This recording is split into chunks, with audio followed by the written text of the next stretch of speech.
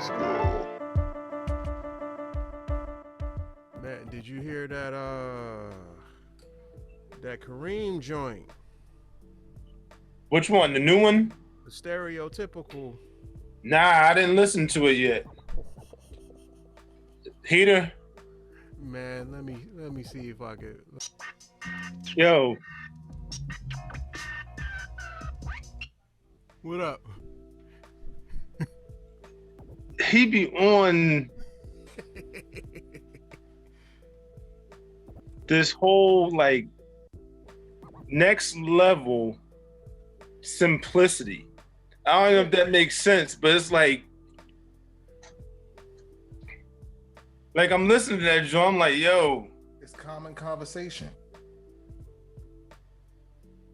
But it's like, yo, that's just ill, man. Like with the voice change, I could cook for you, man. Even chew if you want me to. Like, yo, dude. Yo, I'm telling y'all, man, GRYSKLL about to be my top 5, G.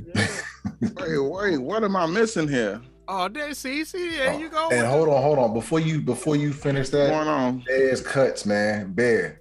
Those cuts were fucking amazing, man. Your cut selection on that shit was fucking, I mean, everything. Everywhere you placed the cut was perfect. Every jigger was ridiculous, man. Yeah. I'm serious. That shit, and that typical, oh my God, man. Yeah, you know, I heard that shit. I almost threw my phone out the house, man, when I heard that shit, man. That was beautiful.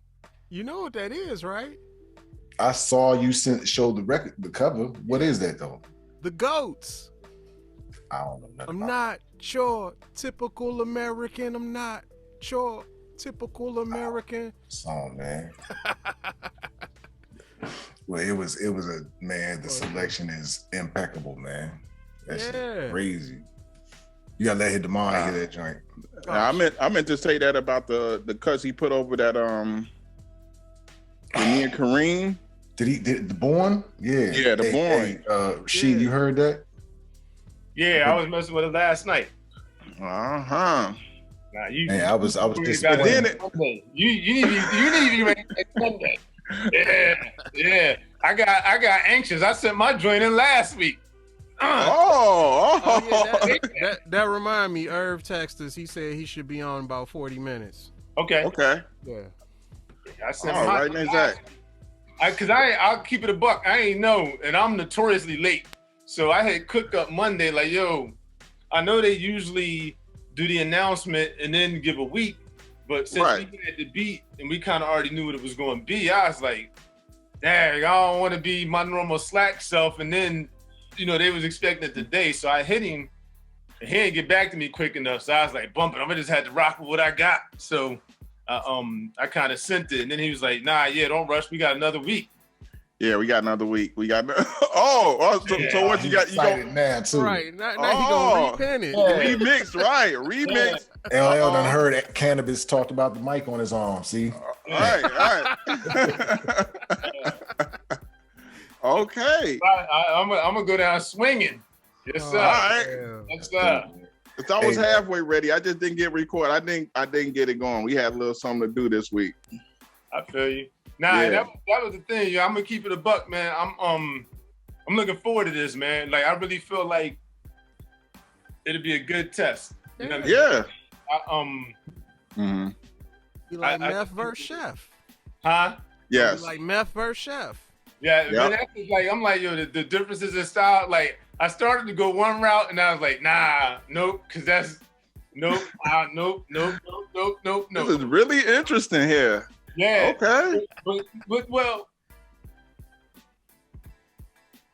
to me, it's all about the counterbalance. You know what I'm saying? Like, so it's almost a appeal to your crowd. You know what I'm saying? So, like if I go, I feel like if I experiment one way too much or the other, it might not come across as I intended in my head. So okay. Yeah, you got me thinking though. You got me thinking, yo. So yeah, Well, ironically, you always posed this question. Remember, you was like, "How would I come at Demond? Yeah, How would yeah. I?" Well, we had no idea this was gonna happen. No, I knew it was gonna happen. I knew it was gonna happen. How'd you know? Honest, That was the bait. it was. Oh, right. I fell for it. Right, I fell for it. When he was Okay, saying it, all I right. was like, that shit sound like bait to me. But no. Yeah. Think about it. Well played. And it's not even about. But I think I'm that nice or not, right? I don't really feel there's that many people that can mess with us as a squad. Man, that's what I was really thinking. And that Meth versus Chef is what I refer to that a lot. And like I said, it's gonna be a win-win for GRYSKLL regardless. Yeah. So that was my whole thing. I'm like, yo, I can't see how. Wow, that's crazy. Like, yo, why I hear my son tablet? Listen here. But I was like, yo, I can't see how anybody from the crew gets in, and that doesn't become the pinnacle. It like, right. Now that doesn't mean it's not people in there that we just haven't heard from yet. Uh-huh. If I don't hear from you, you don't got it. Yeah. You know what I'm saying? It's gonna make somebody have to really like come and bring some real weaponry though. Yeah. Or it's the end. You know what I'm saying? Like, now Aaron, the foreman, is supposed to get in. He was actually supposed to get in after Neeks, but when this came around, okay. You know what I'm saying? So what is Aaron? I've never even heard of Aaron either. This is my first time hearing Aaron, the tattoo guy. He the tattoo. Oh shit. Yeah. Did you see the video for the cook up? Yeah, I know. He just friended me on Facebook. He might be doing research on y'all. Be careful. Yeah, you know what? Yeah, I do remember Aaron. Yep, on IG. He asked in the group. He was like, "Yo, y'all GRYSKLL cast is coming from everywhere. Can you give me a list of everybody that's in GRYSKLL? That's not tagged all y'all." Because Aaron is a dude, man. Yeah, Aaron. Nice. I can see, man. They all cool, man. And that's what's fun. If you watched Cook's video, the cook up. Yeah. Dude, He in there? Yeah, dude that ain't there any dude that flexed on Erv and knocked him out, wasn't that he had the crowbar. Oh, that one. Yeah. Okay. Okay, man. That's dope. Yeah. They are, man. It's like it's been fun. You know what I'm saying? So I'm looking forward to it, man. Yeah, and that Little Brother track really adds to it. I like what they're doing. I mean, it's going from here to there to, I mean, Little Brother. It's not difficult, but like King said, I want to see them flip their style a little bit. No more ABC 1, 2, 3. You know, get out your comfort zone. You know what I'm saying? Oh, okay. I can look at that. Look at that. It's funny that he said that, and then it was the week before Keep the Change dropped, because Keep the Change was all about style and technique. So that was dope for me. Yeah. And then in the end, how you refer to yourself at the change, at having a change. Yeah. You hear us? That's such a dope way to flip that, man. You deserve some kudos for that too, man. Yeah. It's shoot again. Like these songs are just bookending each other easily, man. Yeah. One more, especially the way Demond explained and gave it up to us about one more last week. I'm still blown on that. Like when I was listening to the Epic, I was like, "Yo, that joint, like it's a different type of clarity." You know what I'm saying? Like I said, when I listened to it the first couple times, I'm like, "Yo, this is dope." You could tell it's fact based. You know what I mean? Right. Like it's a real song, but then to get the science behind it and then go back and listen again, I was like, yes. And then right behind that, Alex. And then right behind that, Keep the Change. This is real hard-nosed shit. Like that's why I put those beats in there, because I knew you was gonna go for that. What's that, psilocybin? bro. That's I can tell that's all you. And you good point. That's all Kareem, that other joint. That is Kareem. Once you said Kareem, I hear him. Yo. And I hear him. All four of those. All four of them is flavor. Yeah. That one joint, I'm like, yeah, that's not. I don't even want to like. I told y'all early on, if I don't hear me on it, I'm not even going to try to interfere and get in the way. Right. That's what I don't need. You know what I'm saying? And that one to me, I'm like, it's dope. It just Nah, I'm not even gonna mess with it. Y'all can have that. But which one? I'm going with the Donnie Darko or something like that. That's the one that I did that freestyle to. Silverado, cause the my motto did nothing for me. Martin Luther King, my dreams is waiting for me while I crash test dummies. Hip hop, I know you love me. This is GRYSKLL back on the track. Matter of fact, the mind of Sean, old school Johns like Betamax. New additions, I subtract, scratch Earth surface with rap. Started out with good intentions, but never getting it back. North Carolina, I'm running with Wolfpack. One love, killer taste, GRYSKLL. I'll be back. Say it. Man, that was the one. Killed that too. All four of the beats is tough though, yo. They are pretty tough. I'm gonna come clean with y'all. So I chefed up another drink, but Alex claimed it already, so I ain't even put it in the folder, yo. Don't even. That's cool. Don't even share that drink. So I was like, all right. But my conscience was eating at me, so I had to at least. My conscience got the best of me, yo. He had to come to the altar in the castle. I took some truth serum. Yeah, I feel that, man. I get that 100%.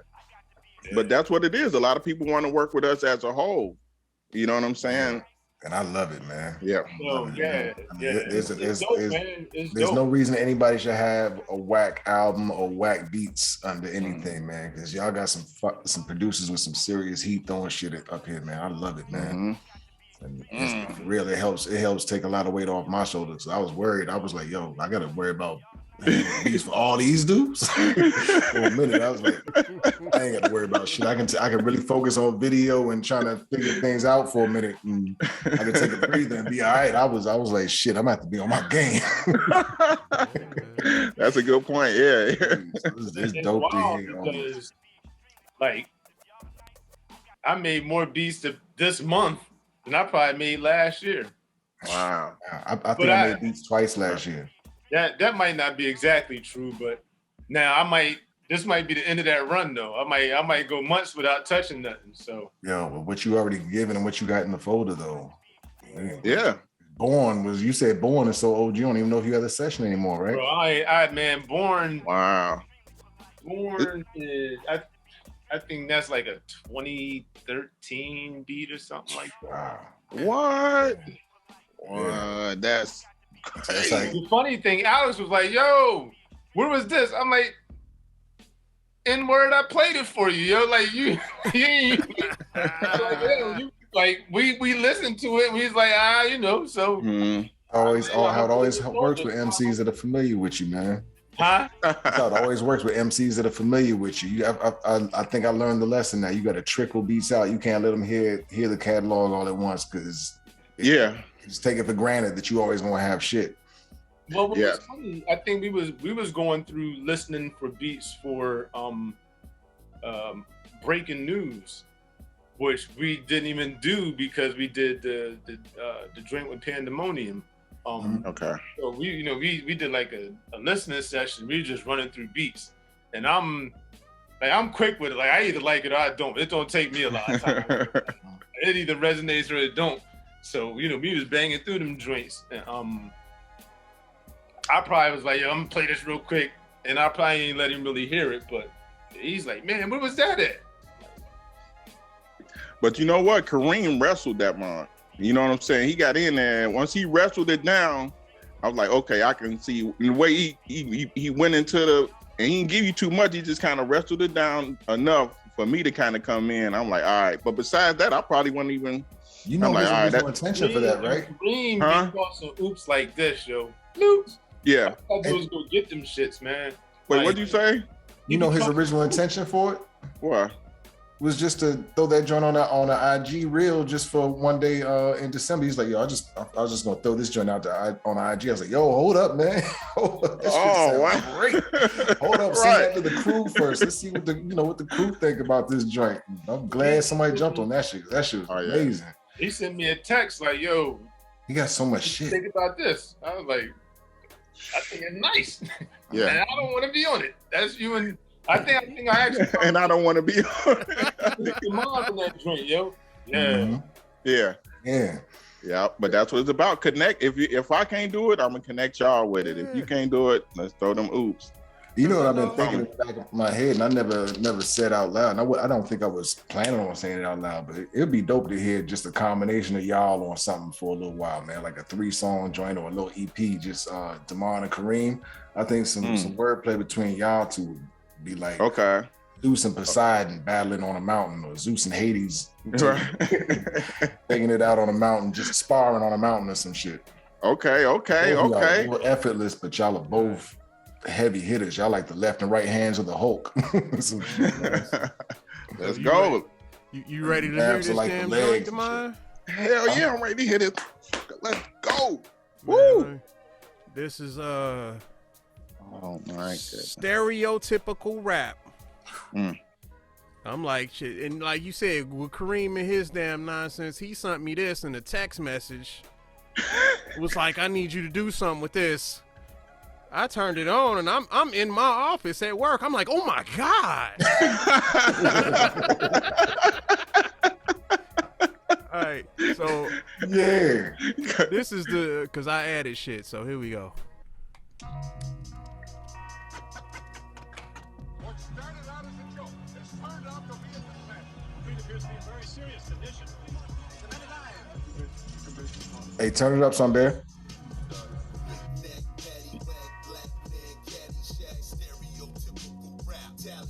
Can you hear it good, Damon? Yeah, I hear a little bit. Hey, turn it up a little bit. Turn it up, a little bit, T.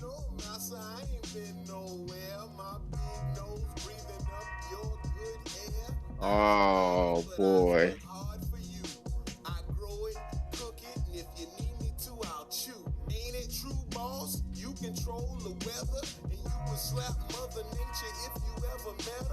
Hands clap, shoes stomp. I just take my beating and dance it off. Patty whack, black man, caddy shack, stereotypical rap, tally ho wood jack, stereotypical rap, grab a hoe, break her back. Them niggas ain't gonna support you, man. He's in a fraternity and can't understand. He been turned his back on himself, so fuck you. You should turn your back on them niggas too. Napoleon complex niggas, the insecurities. They don't like free niggas or any scrutiny. They stock up on guns to shoot animals that's dumb. Nothing for the community, black and yellow bums. The day song is the day blood in your mouth come. That pussy called police, dial 911. Big Mac, patty whack, black man, caddy shack, stereotypical rap, tally ho wood jack. Damn. Rap, grab a hoe, break her back. I'm from the Bronx, not the Carolinas. I grew Boy, this nigga here. more than China. I don't like what you like, I'm the outsider. I make the effort to get along, a real rhymer. This is art, sad, you need a reminder. You think it's Dr. Seuss, but it's Dr. Muse. You like interesting murders and designer boots. Even in court, they don't want the truth. Knick-knack, patty whack, black man, caddy shack, stereotypical rap, tally ho wood jack, stereotypical rap, grab a hoe, break her back, stereotypical rap, stereotypical rap, knick-knack, Okay. black man, caddy shack, Okay, Kareem. stereotypical rap, tally ho wood jack. Okay. Mr. Muse, excuse me. Stereotypical rap, stereotypical rap.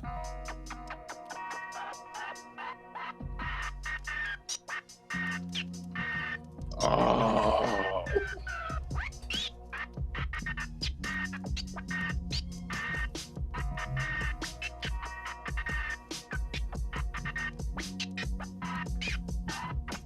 Ooh.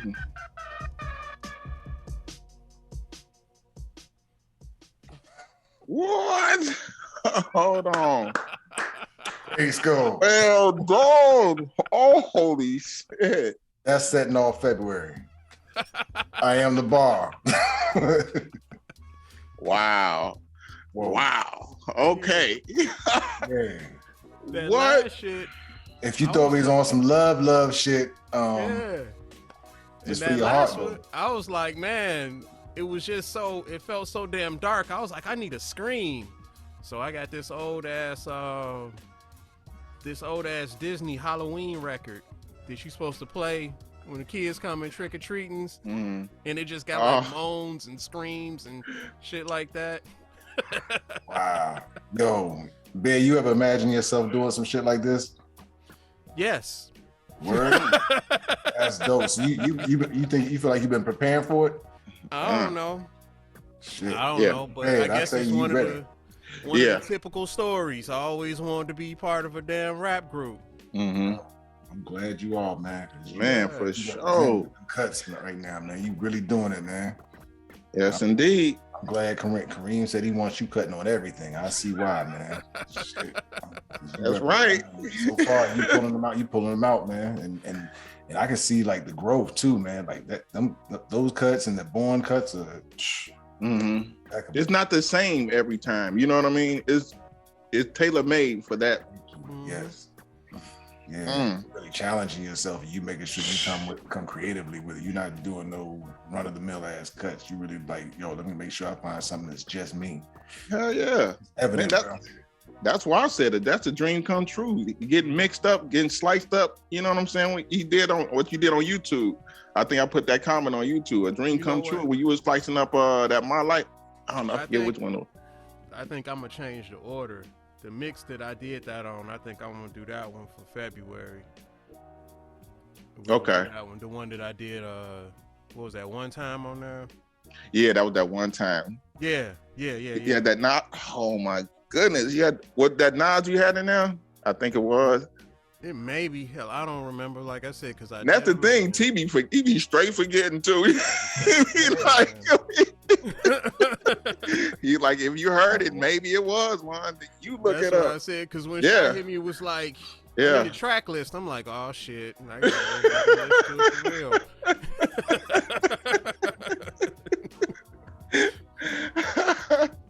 Right, because I'll be trying to catch what you mix.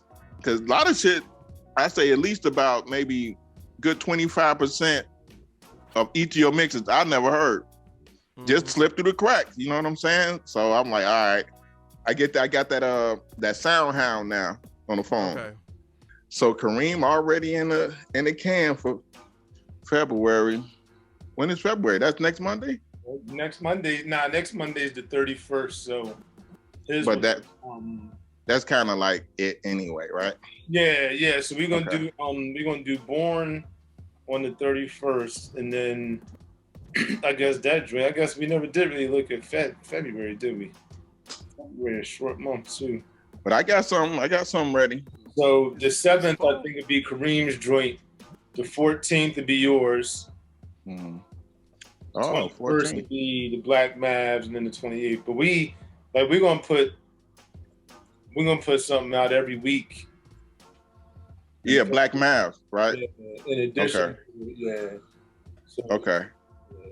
Most of it is stuff that's out already, and then but that's a good idea, though. Re-release it. Mm-hmm.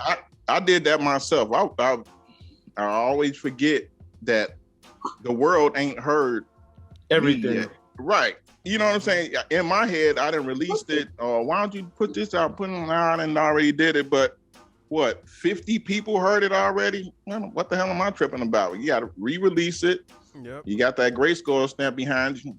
Yeah. Man. Yeah. We're gonna do a promo on the merch stream too. So if you buy it off of Bandcamp, then somewhere between 15 and 25% off of the merch site. So okay. Save. I'm in there. Good. Glad you mentioned that. See, when you said promo on the merch, I thought you was talking about doing a song like Woo Wear, you know. Ooh. That's what I thought you was going. Here's something funny though. When I logged in this morning to work, my old boss, we still keep in touch. We used to be pretty cool. We both like Syracuse basketball. We both in the cars or whatever. So we was always cool. We friends on Instagram. Anyway, I haven't reported to him for like 12, 13 years. So when I logged in this morning, I had an email from him and the subject was not work related. I'm like, what's this about? The homie was like, yo, I really like what y'all doing on Instagram. He's like, I want a couple of them yellow Black Maverick shirts. I was like, word? All right. My man. Mm-hmm. Yeah, that was kind of funny to get that from my man Mark. Yeah. All right. Not similar story. One of the brokers at my job. Satch. Yeah, but me and Satch used to work. His sister worked there. She's a broker. My mother worked there. So we kind of came in just working in the summer. Okay. Since, I don't know, 2090 something stuff. So now he's a broker. I'm still there. And, you know, so he's like, man, yeah. He's like, is that you with that GRYSKLL stuff? I'm like, all right. Why, what you heard? You know what? I had the hoodie on. It was Casual Friday. I was working the phone. He's like, is that your hoodie? That's the GRYSKLL stuff I see? I said, yeah. He's like, you serious about this? I said, yeah, man. He went to Spotify. Let's do GRYSKLL. It's like, man, what? I was like, yeah. I was like, I told him, I was like, man, I started to get you in on an investment, on a silent partnership. You know what I'm saying? Still pulling them in. He's like, man, what? Why didn't you tell me about this, man? I'm going to go do all this and I'm going to go listen. I'm going to try to go buy some merch and all that. I said, okay, hey, do what you got to do, man. Yeah. I said, impressive. Man, like everything is support, man. You know. Yeah. And he's not on Instagram. He's on Facebook. So I thought that was pretty interesting too. Yeah. And that's another thing. That's why I was asking y'all about that promo, that Spotify. Because I did that with one time. Well, one of them. But girl, the Spotify, I make sure my girl ain't listening, but she liked it so much, she started following me on Instagram, right? So I'm like, okay, I kind of noticed the picture, but it was a different name. So I was like, okay. So she did the promo, I hit her up and stuff like that. So she sent me a message this past week. You know what I'm saying? And she's like, well, is it you or GRYSKLL? I said, well, it's GRYSKLL and Damon and, you know, all that stuff. She got to talking. She's like, well, I was sick the last promo. So what I'm going to do, I'm just going to run the promo. I said, okay, that's great. You know, off the books and everything. So she's going to do a promo for one more. So I said, she said she was sick. So I was like, man, okay, well, you know, all right, well, I took the numbers, I paid her whatever it was and gave her a little tip. So I was like, well, since you had a cold, you probably need a hoodie or something to keep you warm. Boom, boom. Sent her a picture of the GRYSKLL hoodie. She, oh my God. She's like, oh. I'm like, yeah, okay. So we're going to pull him in. I was like, you're going to be a part of a GRYSKLL affiliate and shit. So now we can probably just go straight to her. Boom, boom. Yo. Man, she do Amazon promo, all that shit. But for real, like, you know, we should do that with the GRYSKLL stuff too, man. Just make it, yes. Buy something off of Bandcamp, 15% discount on the merch for February. Okay. You know, okay. Like I said, we doing. That's a good idea. For the Black Mavs, and I'm gonna look around and see what what other Black Mavericks imprints I have, and I'm gonna probably just do something. Like, $10 for a shirt or something like that, just to the rest of them drinks, and then do like another something for 2022. I think I got 3 of the red varsity logo joints left, and Mark is grabbing 2 of those. I think I got I don't know, maybe 10 branches of the same tree joints left, so I'll probably run something on those. But yeah. Yo, I bought the domain name a while back, about 2 years ago, merchmall.net. We got so many different brands and shit. Maybe we should think about that at some point too. Not right now. I know we got a lot of shit going on, but if we create something where we can sell all of our different merch under one umbrella and offer the ability for other people to sell their merch under there too. Maybe they buy in or something like that. Or we do referrals and advertisements. There's a whole bunch of different business ideas we could probably do since we got so many different brands growing up here, man. Mm-hmm. Wow, that's a hell of an idea. That's dope, yeah. Yeah, like an own private Spotify. Yeah, but not Spotify, what's that other one? Shopify or something. Yeah, like a Shopify or something. But for artists and shit, or for hip-hop, underground hip-hop artists, just to support other hip-hop artists. Speaking of which, My man, Man, that's dope. DJ Diamond, the current DJ for EPMD, posted something the other day, like advertising a shirt that he bought from like a hip hop clothing line. Mm. So I hit my man Caleb Boss up like, yo, I need your address. I'm gonna send you some shirts. Ah, Free press. Man. That's free press. I got the stuff here. You know, yeah. Tell you what I'm sending you. I'm just telling you I'm gonna send you some shirts. I think I told him I was only gonna send him a shirt, but I'm gonna do a GRYSKLL drink and at least one Black Mavericks drink, depending on what I might have left at that time. But I was like, yo, he's like, man, I rock them drinks on the Tuesday night scratch sessions. Whoa. You know Okay. Uh-huh. You might as well give him something from everybody in the network, man. Give him a Digest joint, give him a Felipe's joint. Dang. That's a great idea. I don't have access to this stuff. I'm not buying nothing if I can't make it. Oh, I thought you already had prints. I thought you made all of them, man. Nah, I ain't do these. I ain't do these. Oh, I thought those were came from your crib, man. Nah. Right, that's why I assumed the same thing. Like, I just figured he over there straight making. from the source. I got one of them. Okay. Yeah. Yeah, I want one. Okay. I gotta get one of them. Where'd you guys get it from? From the website or something? Erv was selling them, so I don't know how they. I mean, I think you hit Erv up. Yeah, I just hit Erv. Yeah, he'll tell us, he'll let us know. I think you hit him up on, and he'll just like cash app and he'll send it. $25 cash out, Right. 25 shipped. So yeah, and then they Yeah. hit Erv up, and they'll get it out. It's expensive. Take I don't it. know how many they have left, but yeah. Right. I definitely want to get more merch. Yeah, man. You know what I'm saying?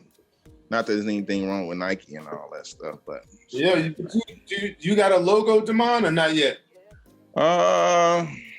couple of them, not yet. Nothing I'm really happy, running with. And the joints that Yanni did, they're gonna be NFT specific. Is that the idea with those? They are, but I mean, they don't have. That doesn't have to be the only use for them. So the way NFTs are, people are just paying to buy the original, or to basically have the bragging rights, basically to say they have the original. The image can be floating around out there, but she'd be happy to design one for you too. I'm sure, B. I mean, Okay. She's offered to do it for anybody in the crew. She said, "My services are here for GRYSKLL and GRYSKLL only." She's not interested. Okay. But anybody else, or as a business, none of that. She's like, yo, I'm here to do GRYSKLL exclusively, and then kind of do her own thing for Infinite Bliss and all that, man. So, well, the reason I'm saying that, yo, if and she said GRYSKLL first wave. My bad. Let me make sure I say that clearly in case this goes out. Second wave is coming. yeah, but the reason I said that, Damon, yo, if you get if you get one and you play, like I put you in touch with the joint I use, but if you get however many you want, 10, 20, 50, whatever, and determine what size shirts you want or whatever, Right. I'll make the joints for you. Okay. You know what I'm saying? I just need the vinyl print. Okay. I can make the shirts here. So Why don't we do that for Kareem, yo? huh? Yeah. Why don't we do that for Kareem? I'm with it. I'll give you the logo that Yanni has. We'll ship you, or we'll get it. You tell us what website to go to get the joints pressed up, and we'll just ship them straight to you. We can get the shirts or whatever, just put them in his hand, because he did say, "Yo, just put shit in the hand and he can sell it." Yes. But let's do it. Yes. Let's do it. Yeah, Yes. give me the joint. I'll get it sent off, and then we'll make I think preferably like a single color logo, because it's cheaper to recreate. But I think we could do that, and then we just do like a run of shirts, maybe I don't know, 15, 20 shirts, some small, couple mediums, some large, some XLs, a couple double X's or whatever. He's not far from me. I could shoot him down there. We can put him in the mail or whatever and just go like that. I'm with it. Yeah. That would be beautiful, man. Yeah. But I mean, that's for everybody, you know what I'm saying, in the squad. Yeah. But specifically for Kareem, because going through a tough time, like that'll be perfect. But for him to say it. Done? Can it be that logo right there, or is that too many colors? Nah, that should work. I mean, that should work. I just have to see. I think they'll consider that 2 colors. But we'll long as we know. Cool. All right. I'll see if there's a more simplified version or something too. Maybe Yanni. And I don't know what the difference is between a single color and two color. Like I'm always looking at maximizing profit. So I'm always in. If I can make a shirt for less than $3, I can sell it for as little as 7 or 8 or whatever, and still be positive. You know what I'm saying? So that's and I'm also always thinking about if I don't move as fast as I don't want to be out a couple $100 and then waiting to recoup. So I've never even looked at the cost for, two color, but I don't know that it'd be that much more. Okay. If you wouldn't mind letting me know, then we'll work on getting the artwork and do whatever, do whatever we got to do to get the artwork prepared or get the what is it? They're not stencils. What are they called? The transfers. Yeah, get the transfers, man. Remember you told me about a website before. I just didn't. What's the name of the? It was you got FM Expression. There you go. That's it. Thank you. That's the one. I got my sticky notes. They still sitting over here. Yo, I need to start doing that, man. That must work. Man, listen, you should see my damn monitor in the office, man. My shit look like a lion mane. And I like what you're doing with the grade school there, young man. Thank you, brother. Thank you very much, man. Thank you for the inspiration, man. Spark out there and just needed some fuel. Everybody else is throwing that fuel out there, man. Yes. You're taking care of a lot of things in the can. Yeah, man, it's a lot of plates to spin if we get going, get some momentum going with this. So. Yeah, all built around the building blocks of hip hop, though. You got the children. All we need is GRYSKLL Burgers in a minute. We gonna be out of here. GRYSKLL chicken sandwiches and shit. We gonna be gone, boy. He was like Spaceballs, man. Right. It's gonna be GRYSKLL to everything. GRYSKLL the action figure. Right. GRYSKLL the TV show. GRYSKLL everything. Yeah, my thoughts go deep into that shit too. Cause I'm like, I think of all types of, my imagination goes everywhere. With the NFTs and shit, that's kind of like one of the doorways into the metaverse. And I'm not gonna be one of those people doing VR and all that, but people live like kind of going in there and kind of living in those worlds almost right now. And I was like, yo, what if we built a spot in the metaverse that was like a castle that was GRYSKLL, where you could come and you could hear our music, you could see us perform, you could interact with us. You could blah, blah, blah, but I'm just not willing to do the VR shit. So I wouldn't go push it, but you could have people buying clothing in the metaverse and shit. You could have them buying GRYSKLL gear in the metaverse. You could have them buying GRYSKLL heads and skins to wear through the metaverse and shit. My head went crazy on that, man. But you got to have a developer, somebody who really wanted to do that shit, dude.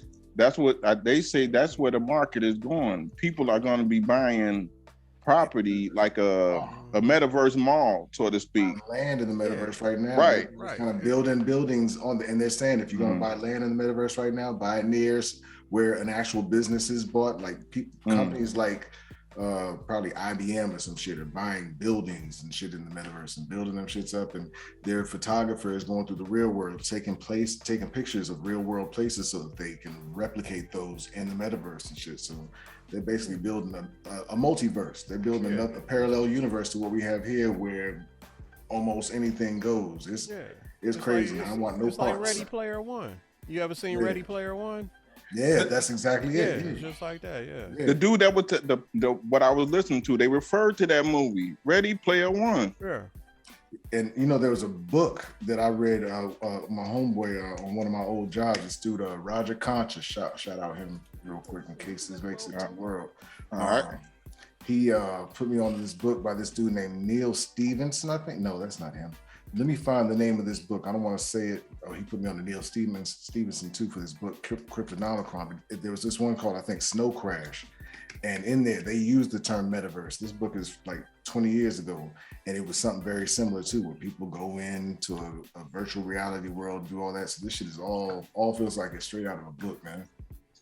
What's the name of that book? I think it's called Snow Crash. Yeah, and it is. Neal Stevenson is the author. Okay. I'll send it through the chat, but it's interesting. It's you there's some drama going on in the real world where this guy is, who's I think he's a gamer by profession, or he's an author who also games. But in this game that he's playing, it's like a virtual world. There's a real drama going on in there that I think is impacting his real life. And they kind of take the story and they tell it from both sides. They tell it from the story of the guy in the real world, and they tell it from the story of his character in that virtual world where there's like gargoyles and weird all types of weird shit going on in there too. It's a book, but it has a lot of descriptions, and a lot of what it talks about in that little virtual world is similar to what it seems like they're describing in this metaverse and Ready Player One. Jeez, you know how people say, "Oh, they gonna take off on Mars and leave us here on Earth." Nope, they are going to invest into this, and it's gonna seem like they done left the Earth. Wow. They were us batteries and plug us in, man. I don't want to put on my tinfoil hat, but dry cleaners right now. But man, but damn, it could get deep if I let myself think that hard. That's why I got to rein myself in. So like I can just focus on what's real and what I know is real, and not think too hard about any of that shit. So shoot, while we building, what do you want to do with the Discord? Man, I have no idea yet. I think that's why I'm stuck. There are a lot of areas where I just don't know what to do yet, and I need help. I'm hoping by putting the word out, and that's why I'm saying it so much in these posts, is I'm trying to attract the people that might know and might be interested in seeing hip hop or the boom bap world, the underground hip hop come into that world, and people who want to be a part of it. Because I think we need developers, we need people who are there, people who call community managers, who I believe manage the Discords. There are people that take on all these different roles when it comes to a lot of these NFT projects, and I'm still learning what all the roles are. But if you're interested, man, if you got something that you know, I'd be happy to hand it over to you and let you run it. Just tell me what to do. I mean, it's just a forum basically. Yeah. So it's just like a message board, really. Did I make you an admin in there yet? Yeah. Okay. Yeah. Yeah. So if there's any direction or anything you want to do in there, but feel free, and you can tell me that you're like, hey, I need you to come in the Discord and do this, or if you want to schedule things, or just kind of direct us on what we should be doing with it, bro. I'm all ears, man. Because the other one, the only reason I even found out about it, because when we was all on the quarantine, a lot of people was doing when they was doing their Twitch sets and stuff, they building their little following. When people just want to conversate with you on whatever, they like, we got to do something with it. So they went over to Discord. It's mostly like a lot of gamers and stuff hang out there. Okay. But you could set it up so you could have, like I said, it's just a forum, like a chat room. You could have it just for general chat. You could have a section for that. You can talk about whatever. You could have a section where you can talk about whatever you want. If you just want to talk about Scullies, if you just want to talk about beats, whatever. It's just like little sections. You could set it up like that. And then you can have a couple of them. Yeah, because most people have it like dude to have he'll have one section just for announcements when he dropping a new YouTube video, or when he getting ready to go live on whatever. That's just the announcements. Then he had a section for other people when they getting ready to go live. Put your feed in here, so everybody help everybody. And I think that's so every NFT project that I'm seeing is also having an associated Discord community. So that's the reason I created it, was I knew there was a need for it. So I wanted to lock the name down in there, at least to make sure that nobody else got the name and then we couldn't use it. And then I guess, it sounds like I do go into, I've been in one twice. I've been in a couple, but I haven't really figured out how to navigate it. But there's 2 Mondays in the past month that I've gone because there's a video chat with this wellness NFT project. And it's run by a Black woman. She's a counselor named Rashonda. The project is called the Lost Cats Fud Club. And they just have wellness chats like this. Yanni and I joined this Monday. It was happened at noon. and they just kind of went over like, yo, how's your week? And, you know, talking about the importance of routine and maybe some techniques on how you can, she was giving some techniques on how you can maybe try to implement some routines or something or whatever, if you're struggling with some wellness issues and you need some. So it's really just kind of doing recon, but also learning and trying to see if there's some places where we can kind of lend a hand and also learn at the same time more about the NFTs, because they also talk about that some in there as well. Yanni, as a matter of fact, they have a call every Wednesday at 8, and Yanni's on that call right now. So she's kind of paying attention there. So we're trying to learn how to use that too. Let me ask you though, what is the NFT in that situation? Is it the conversation? Is it the filming? Are y'all filming the calls, or so the NFT is not involved in here? What this is the community around which the NFT is supposed to support. So in my case, the community, the NFTs that we sell for GRYSKLL would help do things like fund our activities that we want to do. For example, like GRYSKLL, they would help fund us creating albums, for example, or maybe if we wanted to create a GRYSKLL movie and we needed the funds for that, we could sell NFTs to help fund that. And then we could sell NFTs as collector's items as well.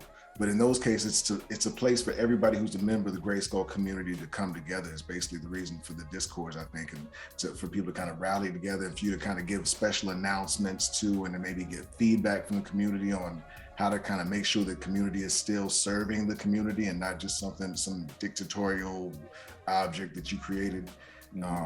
So I'm seeing that's kind of what I'm assuming is what's going on, but I don't have any guidance in this yet. So I'm still this is just kind of what my recon is telling me. I could be completely wrong too. No, that was a trick question. I was not a trick question, but I was trying to see like, okay, how would that be an NFT? But I thought I misheard you. No, it's cool. That's a good question still. Yeah. Because you can turn anything into an NFT. So it was a valid question. Like you could turn the conversation. People are selling tweets.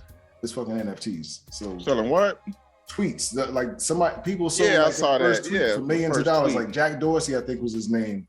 I saw that tweet for like millions of dollars or some shit. So it's really about an NFT is basically the proof of ownership for a digital item. It's not the digital item itself. So it could be the conversation that you recorded. It could be we could literally make these episodes NFTs if we wanted to, and say, okay, we could set a limit on how many copies of this episode could legally be distributed and all this and that. You can do all types of weird shit with them. So it's infinite uses. And luckily MidSkoOl's on here. He could probably explain there are so many uses that are beyond just art for NFTs that I didn't even realize were out there, and just mind blowing. I mean, these are basically this can basically be your identification moving forward in the world, because the blockchain is basically where these NFTs reside. And I'm not going to talk too much till MidSkoOl comes back on, because he's going to put it more eloquently, and I'll probably have us going on some long ass tangent that'll probably confuse everybody before it makes sense. No. Yeah, he messaging right now. Hey, Damon, check your DMs on IG. I just sent you like something I just mocked up real quick. And you don't even like, it's just like an idea, you know what I'm saying? Okay. I don't even know if it wasn't about. Oh. Go ahead. No, I'm sorry. I was trying to answer MidSkoOl. I'm sitting here jumping over you. You go ahead, bro. Finish with Damon. Ladies and gentlemen, live. Whoa. And direct. From Compton, California. Compton's in the house without a doubt. And he got all the lights and shit going on like he about to set it up in here too. Yeah. This dude coming showing off. It looked like I'm about to hear it before I let go in a minute.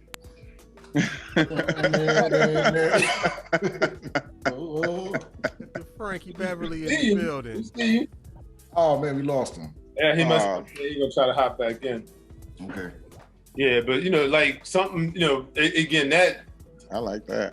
I did that since we was talking, since I told you about it. You know what I'm saying? But and that can be printed out and stamped on the t-shirt.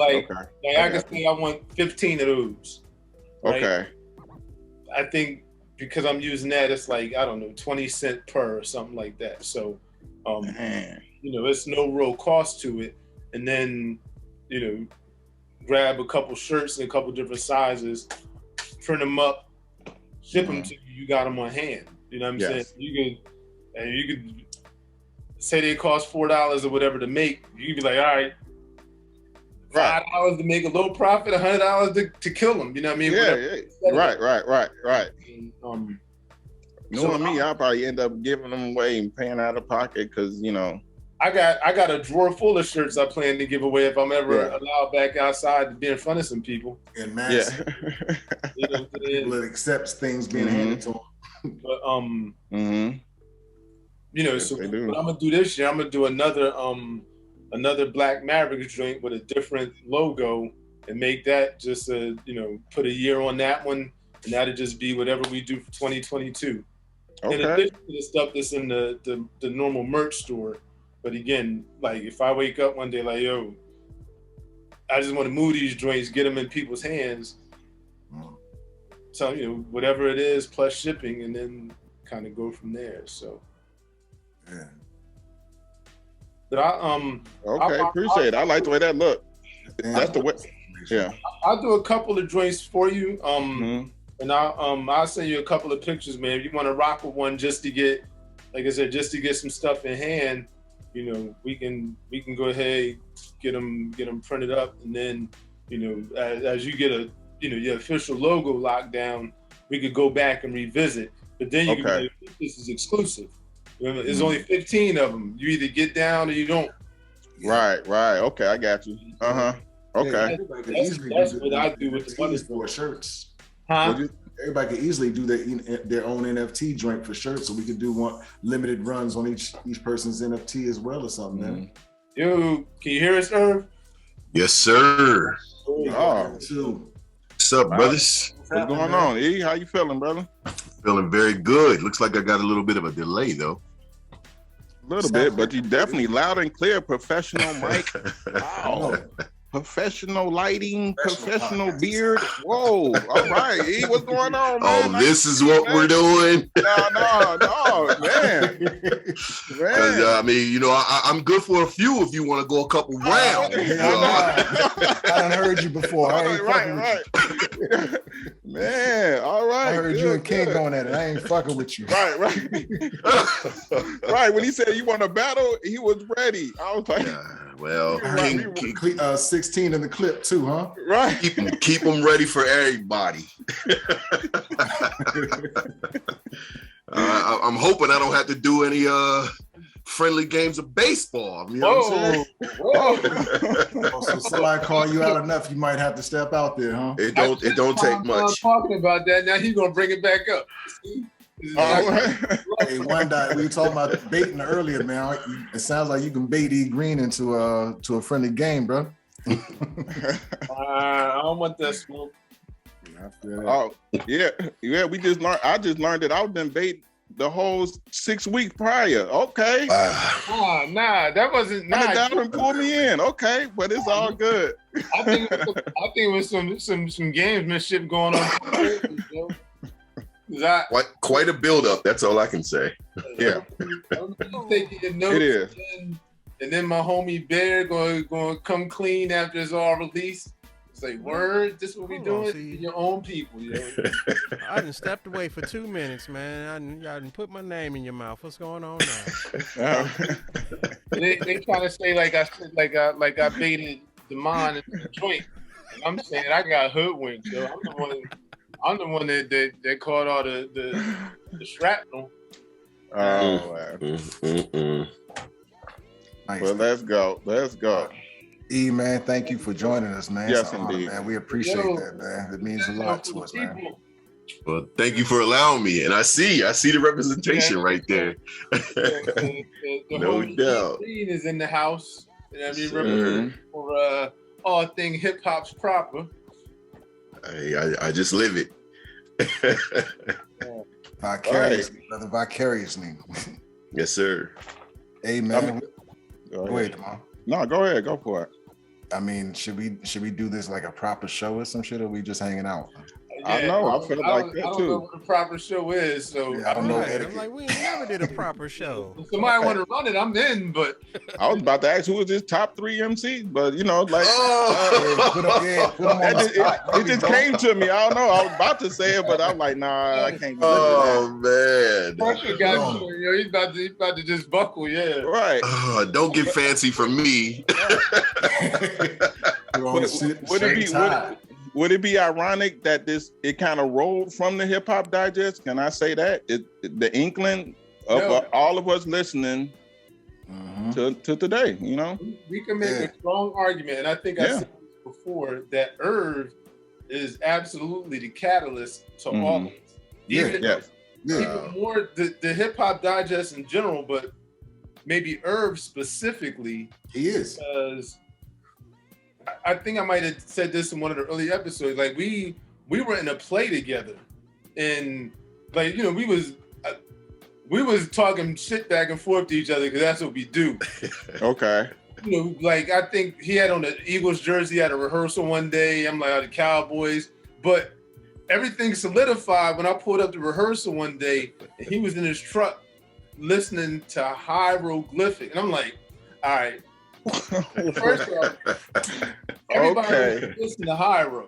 So then, like, I kind of hit him with the disrespectful drum. Like, what you know about Hyro?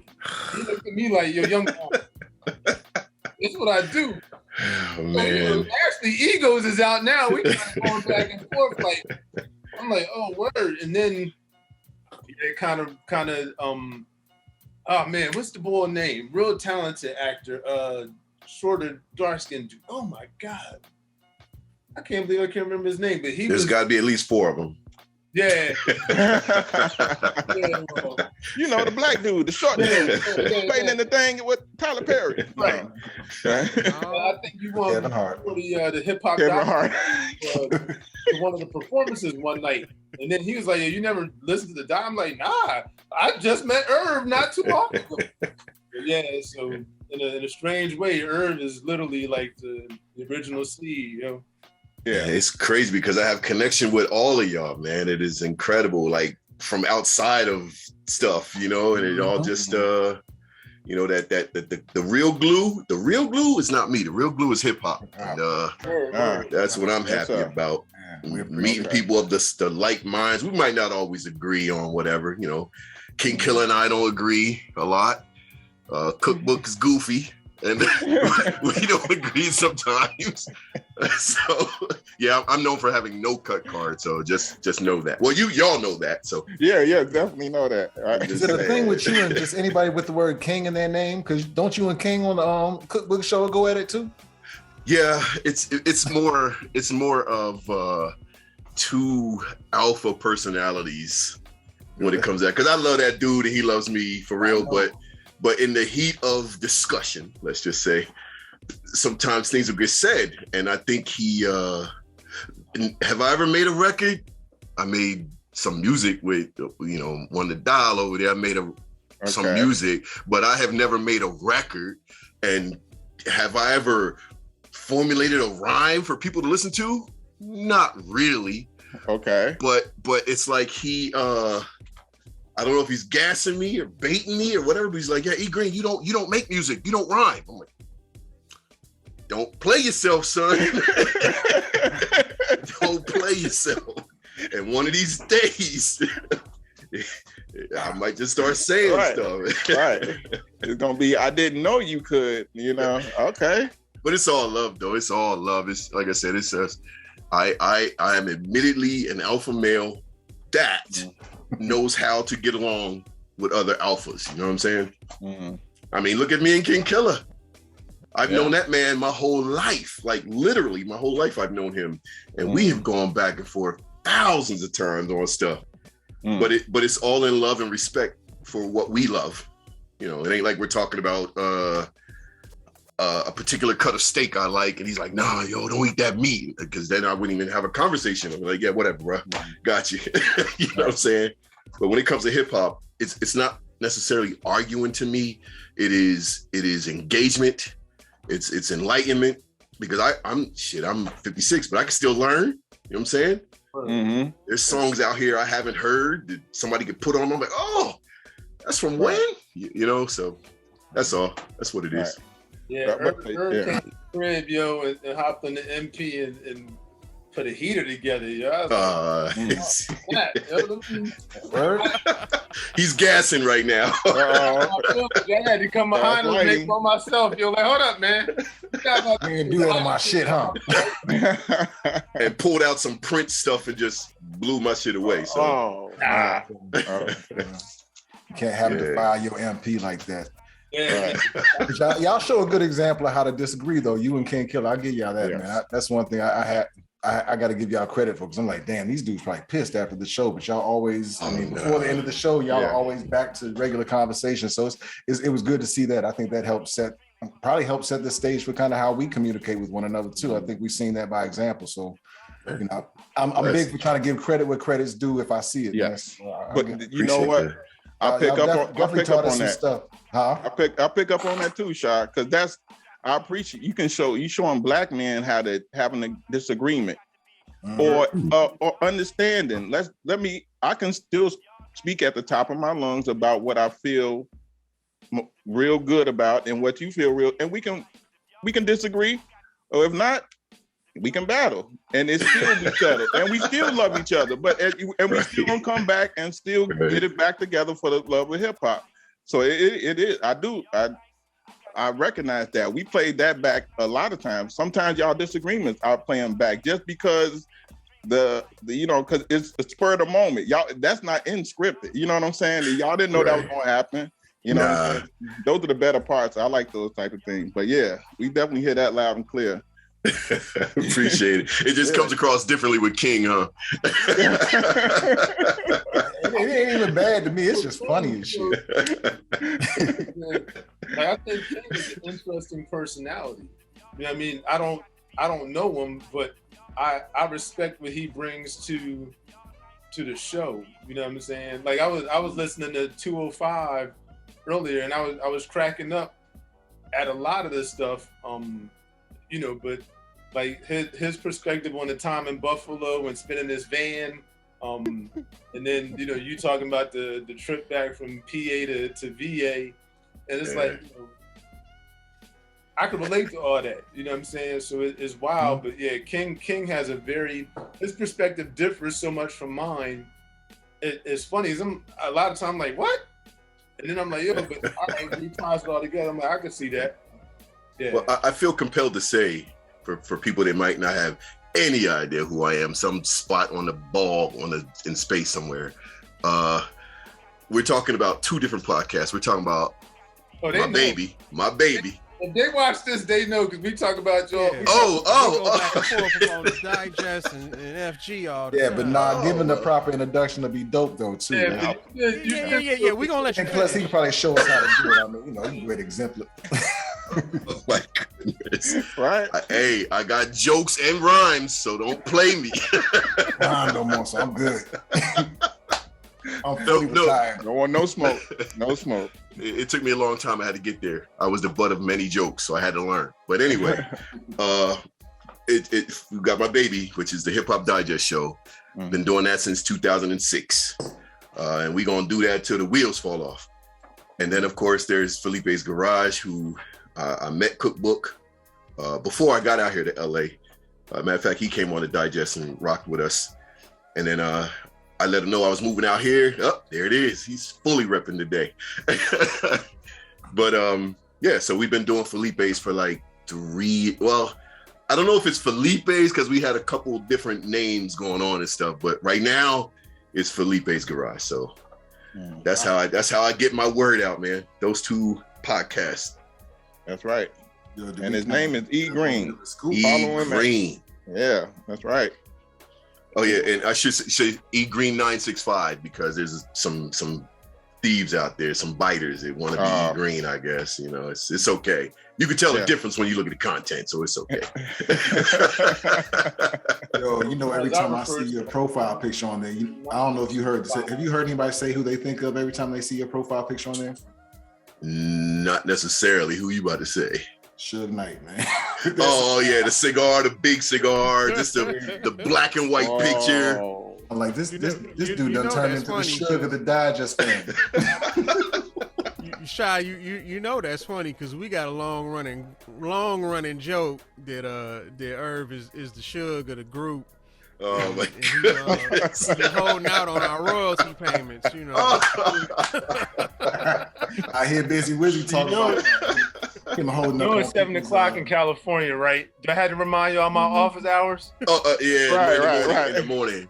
Yeah. Phone dinging at 5:43. I'm like, oh, that's got to be my man's in there. But yeah, there's a button for that now, so I'm good.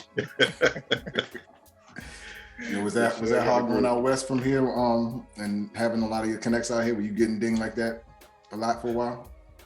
Still do.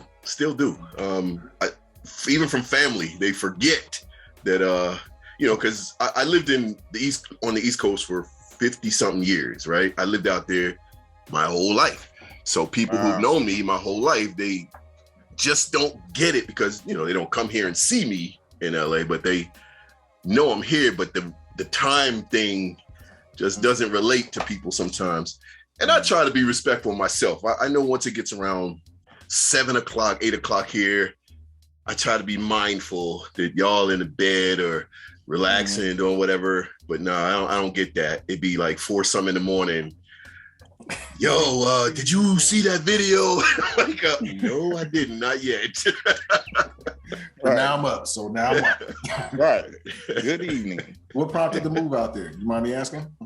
What about it? What prompted the move out there? Oh, divorce. Oh man, sorry to hear that, bro. No, actually, catalyst for me though, so I get it.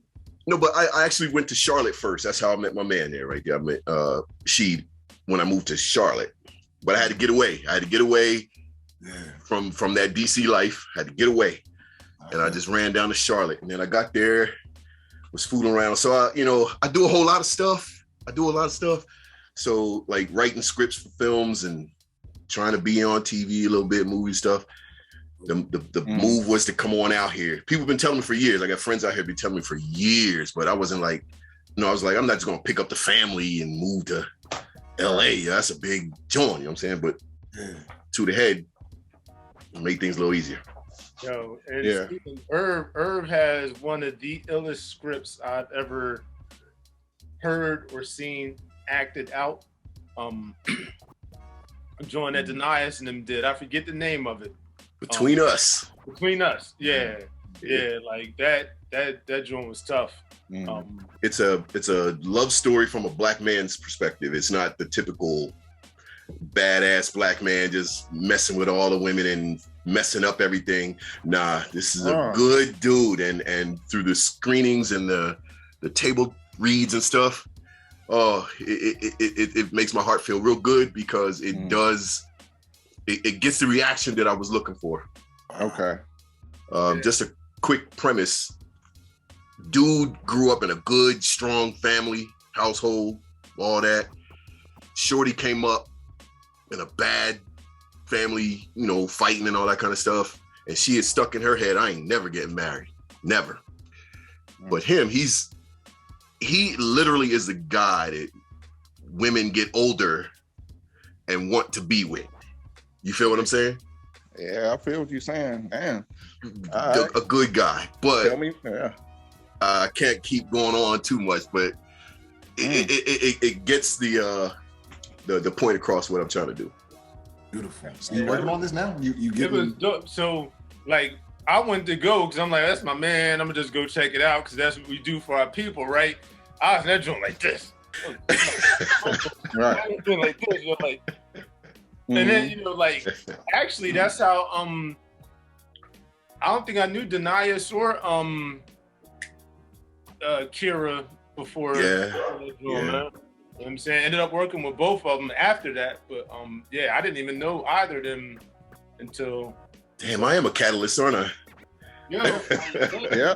Damn. But I'm so a little quick promotion. Your brain is gonna pop when you get around to seeing, and when it gets to the point of being seen, my new joint called The Rap Game.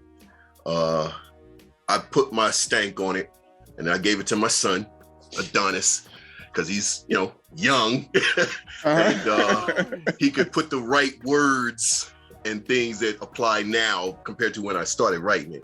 Okay. But he added some scenes and some stuff in there and I'm like, oh, this is and again, it's called the rap game right now. Okay. But it's a story of redemption, not just gratuitous killing and smoking and all that. There's a story behind. There's a reason why I wrote this, and I think this is about to be the one for real. Come on with it, yes. We got you for the soundtrack, man. We got you. Oh, I'm reaching out. Yeah. No question. I already reached out to Tim. Wow. Let the dirt. He's gonna have to put some. He's gonna write some joints for Adonis. So yeah, when the time comes, the calls will be made. I promise. That's why you're holding on my royalties, Bear. Oh, man. This project. That's what's going on. We gotta finance the project. I got it. Without me, the original. Yeah. I'm putting cases on all y'all stuff. Oh man. But you had all of this cooking prior to the divorce, because when you made that move, a lot of me myself, I was proud of you. I felt like you needed the energy from like-minded brothers at that point, because it represented. I didn't know that you got divorced. I didn't know you were going in. For me, going through my shit, I felt that energy of getting something together, getting your shit together, and going. And I felt like the Adonis was already there, and it's like that Lincoln. I don't know. You just had that. You had like our prayers and hopes and dreams all rolling with you. You know what I'm saying? With Hip Hop Digest, you gave us something to see, and you communicated with us socially. So as much as the show is good, and King Killer and Kirk G, they're great, but you gave us like somebody to follow at this point, a visual. And so that's love, man. Think about that. Think about that with that rap game, because it sounds like you're telling my life that damn shit. I felt like I was a good guy, but man, right. If she didn't catch me by the toenail, you know what I'm saying, I'd have got away. But yeah, that's between us. Yeah. Oh, okay. Yeah. We will all feel parts of that, right? She. Yeah. Wow. We will all feel parts of that. It's absolutely a love story. But it's coming from us, not some white dude saying this is what it should be like, not some black woman saying this is what love is. No, there is, in my opinion, and we watch independent films from Black people, African Americans, whatever we call it. We watch them all the time on Netflix and Prime, just to give views to people that have put stuff out there, right? Okay. And there is nothing like between us. Nothing. Nah. Wow. And before we get too far, Damon, your experience is not mine. I was mad when the homie left, because selfishly, just being honest, selfishly, we had just met, you know. Right. What I'm saying? So I was glad to see him go. Like, you always must see your people achieve, right? But I was like, yo, this is the person that I don't have here. Okay. You know what I mean? Like, I hear you. We didn't know each other. I'm like, yo, come to the crib. Like, come to the crib. Get there and mix in. You want to come back? Like be my friend. Yeah, but I didn't have that here. You know I hear you. I hear you. My people are all in Jersey. Right. You know what I mean? So I didn't have that here. Zoom didn't exist. Like, the technology wasn't where it is now. So I was like, yo, this dude is me. It's my brother that I didn't know existed. Like, he came to the crib, met my people. Like, my parents was down. Like, shit, I don't care. Still come through. Like, hey, my door is open. I know. I met his parents, man. It was beautiful. It was great. Wow. I felt the love, like, for real. Yeah. They just welcomed me in. My man invited me to his crib regularly to be a fourth wheel on the mixing circles he was doing up there. We recorded one of them, but it was just like it was for you, bruh. It was for me, because I had other stuff going on. And I didn't know that. You said something not long ago. I'm like, I had no idea. Like, again, selfishly speaking, I'm like, yo, that's my man. Like, like, yo, what? Yeah. What you know about, like, your old Droog? I didn't know who your old Droog was before you. You know what I'm saying? He came to the crib like, yo, when everybody leave, let me check this out. All All right, man. All right. The Cash App will be done. It's all good. Right. We hit that number. All right. Yeah, that was dope for me because, like I said, it's rare. Like even people that are in the music aren't necessarily into it the same way. You know what I'm saying? So it was dope to have like we was talking about masters of ceremonies, like Cash was like, yeah, like the kids playing baseball looking for butterflies. Exactly. Like, Right. me and him talk, you know what I mean? So yeah, that was dope. Yeah. Right. I learned about the disco.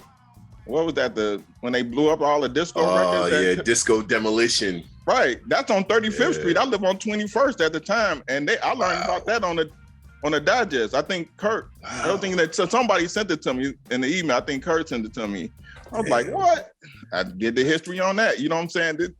So you definitely were learning some shit too at the same time. Yeah. We wanted to be like, when we first started doing this thing, we were like, because there wasn't really podcasts when we were doing this. We met T-Bear through Podomatic. But we were like legit trying to be exactly what you guys are saying. Not it ain't about us. It ain't about us. It's about the over 100 years of hip hop knowledge that we have together. There might be some shit that I don't know that King Killer knows, or some shit that King Killer doesn't know that Kurt knows, and just all the way around. But we are linked in. You know, we DJ together, all three of us at times. But yeah, we just wanted to make it about hip hop, like for real, as best we can. Make it about hip hop. And, you know, we have our little goofy times and we get silly and stuff. But at the end of the day, we hope that on every show, we just plant a nugget somewhere that somebody gets. Like you said, I was talking to somebody and we were talking about the USFL on there. It's a couple years ago. And somebody hit me on it. What is the USFL? I heard about.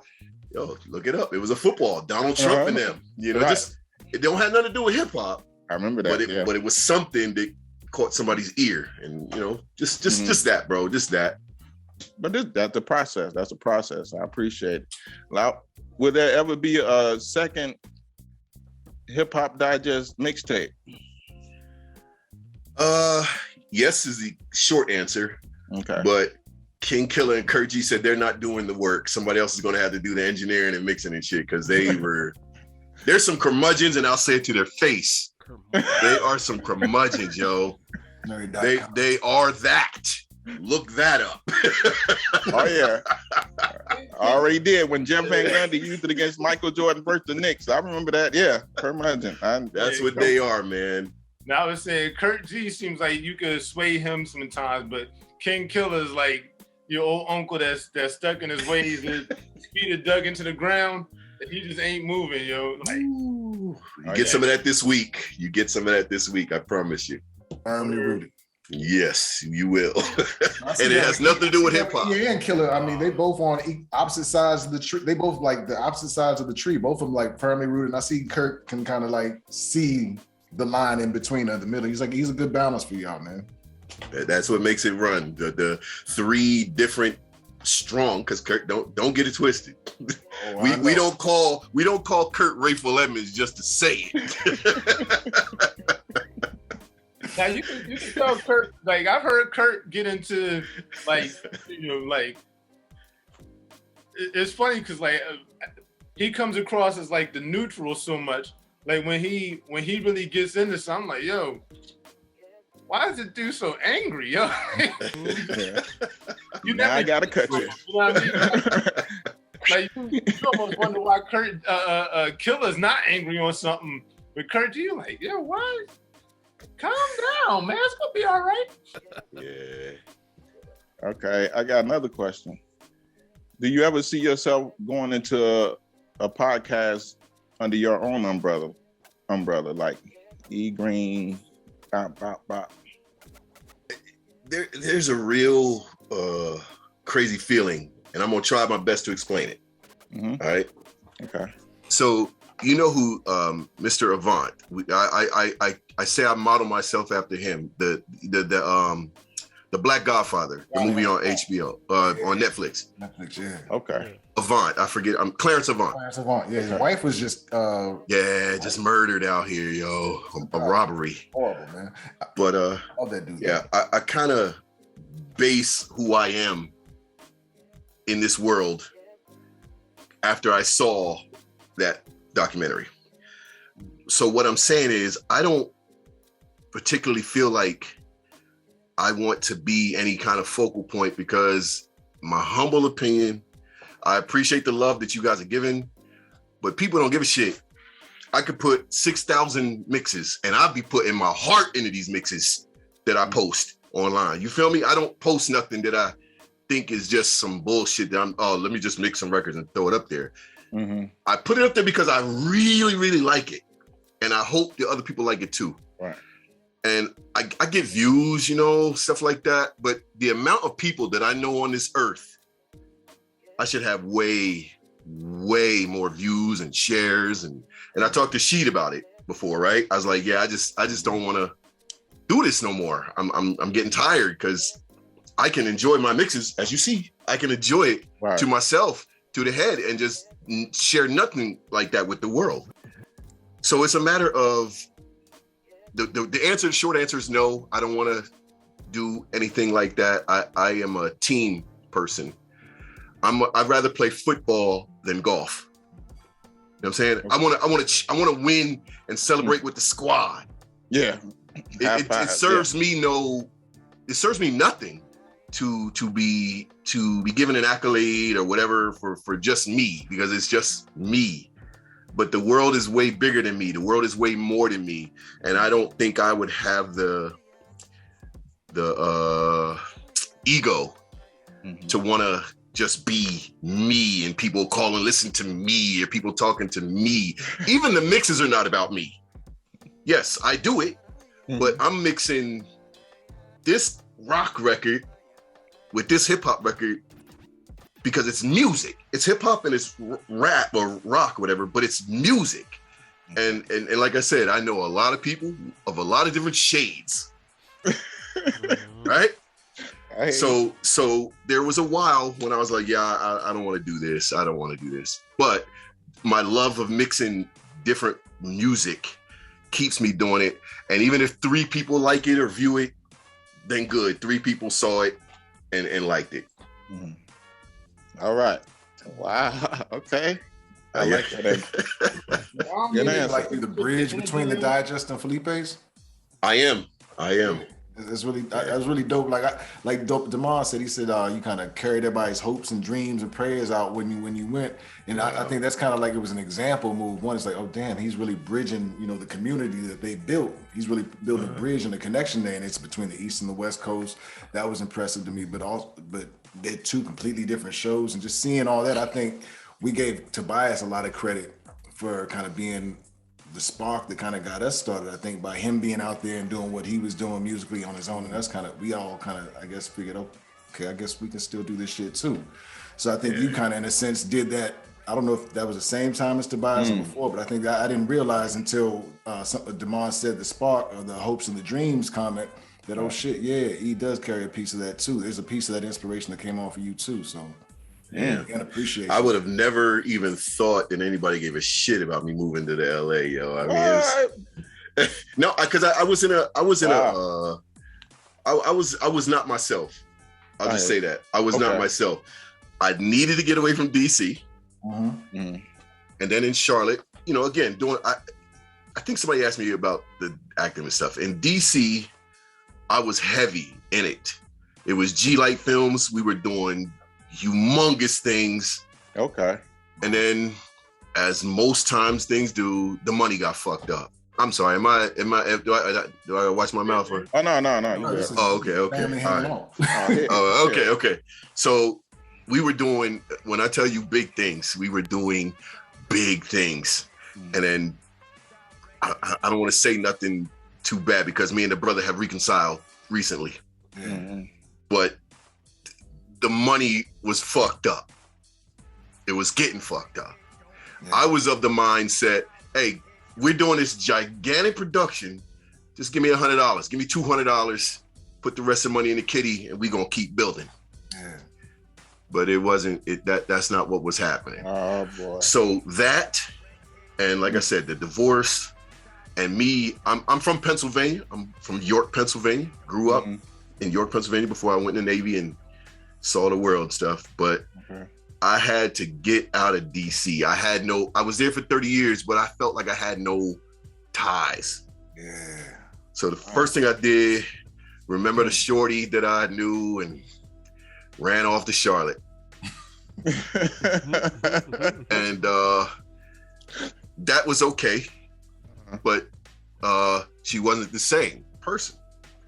And I wasn't supposed to be getting in a relationship at that time anyway.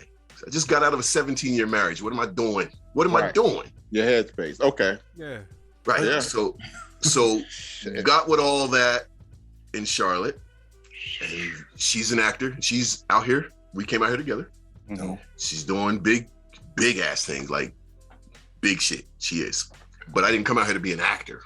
I came out here to write stories that we can appreciate.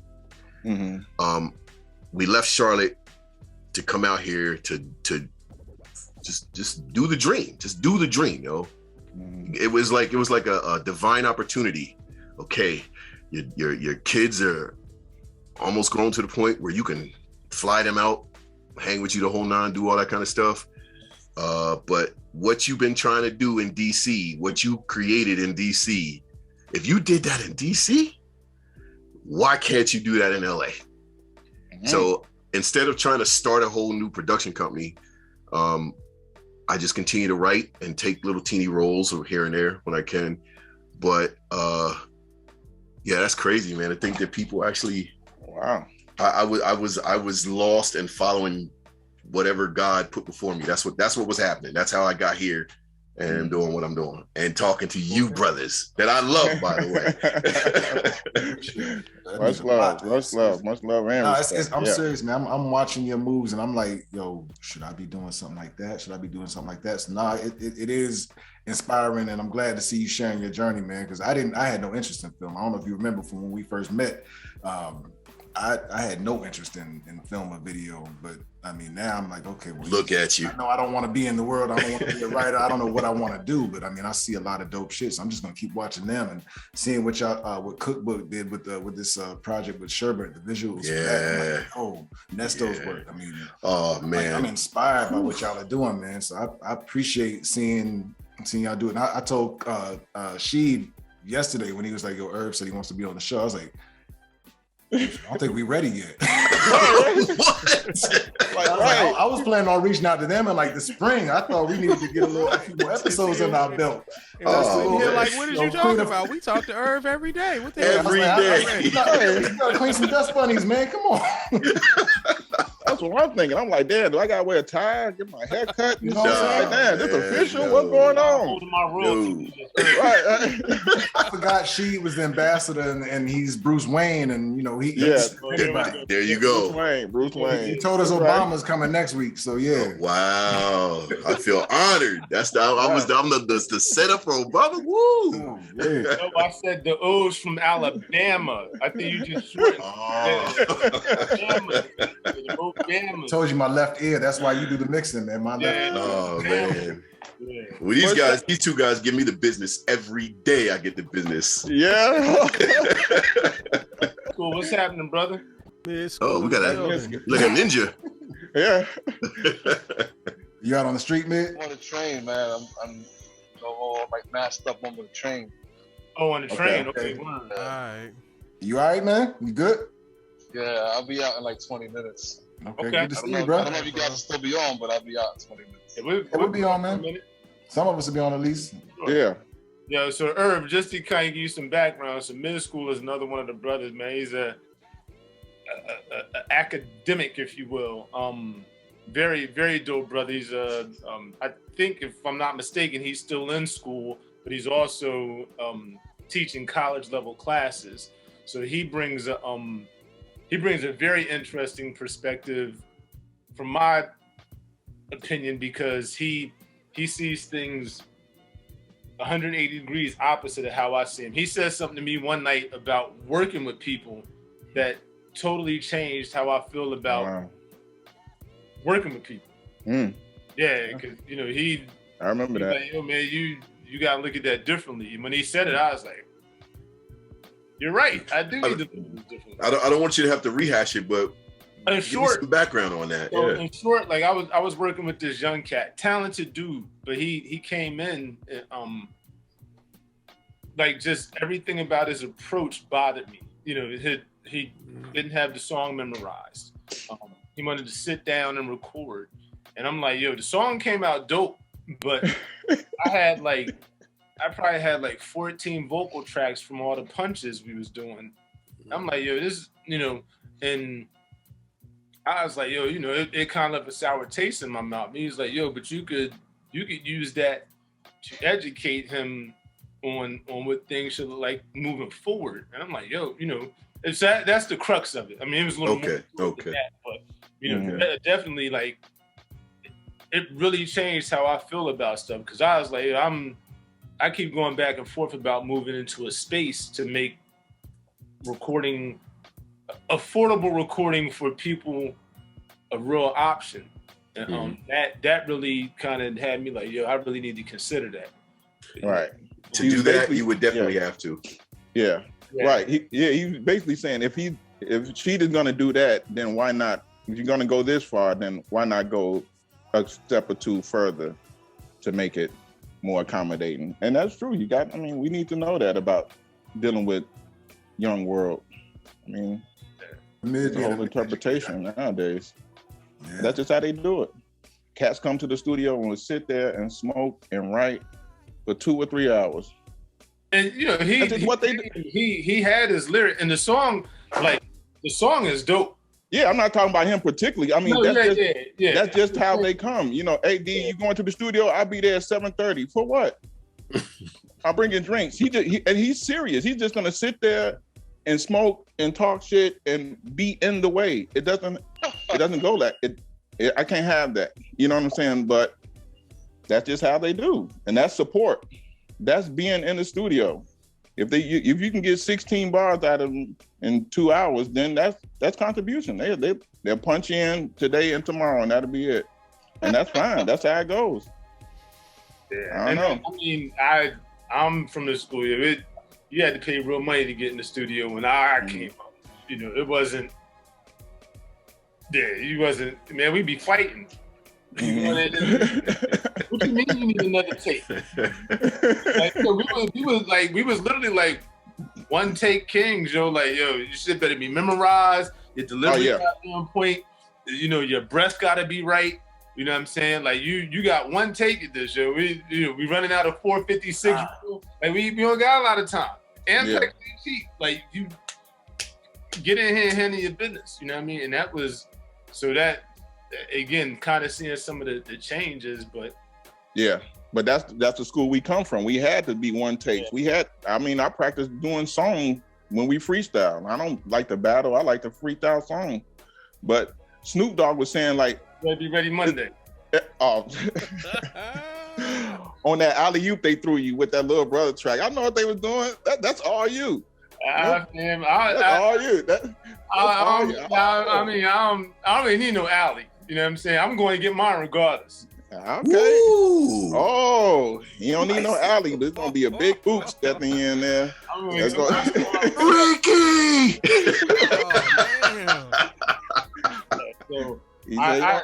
All I'm going to say is I think my ass still going to be there when it's all said and done. Oh, I hope so.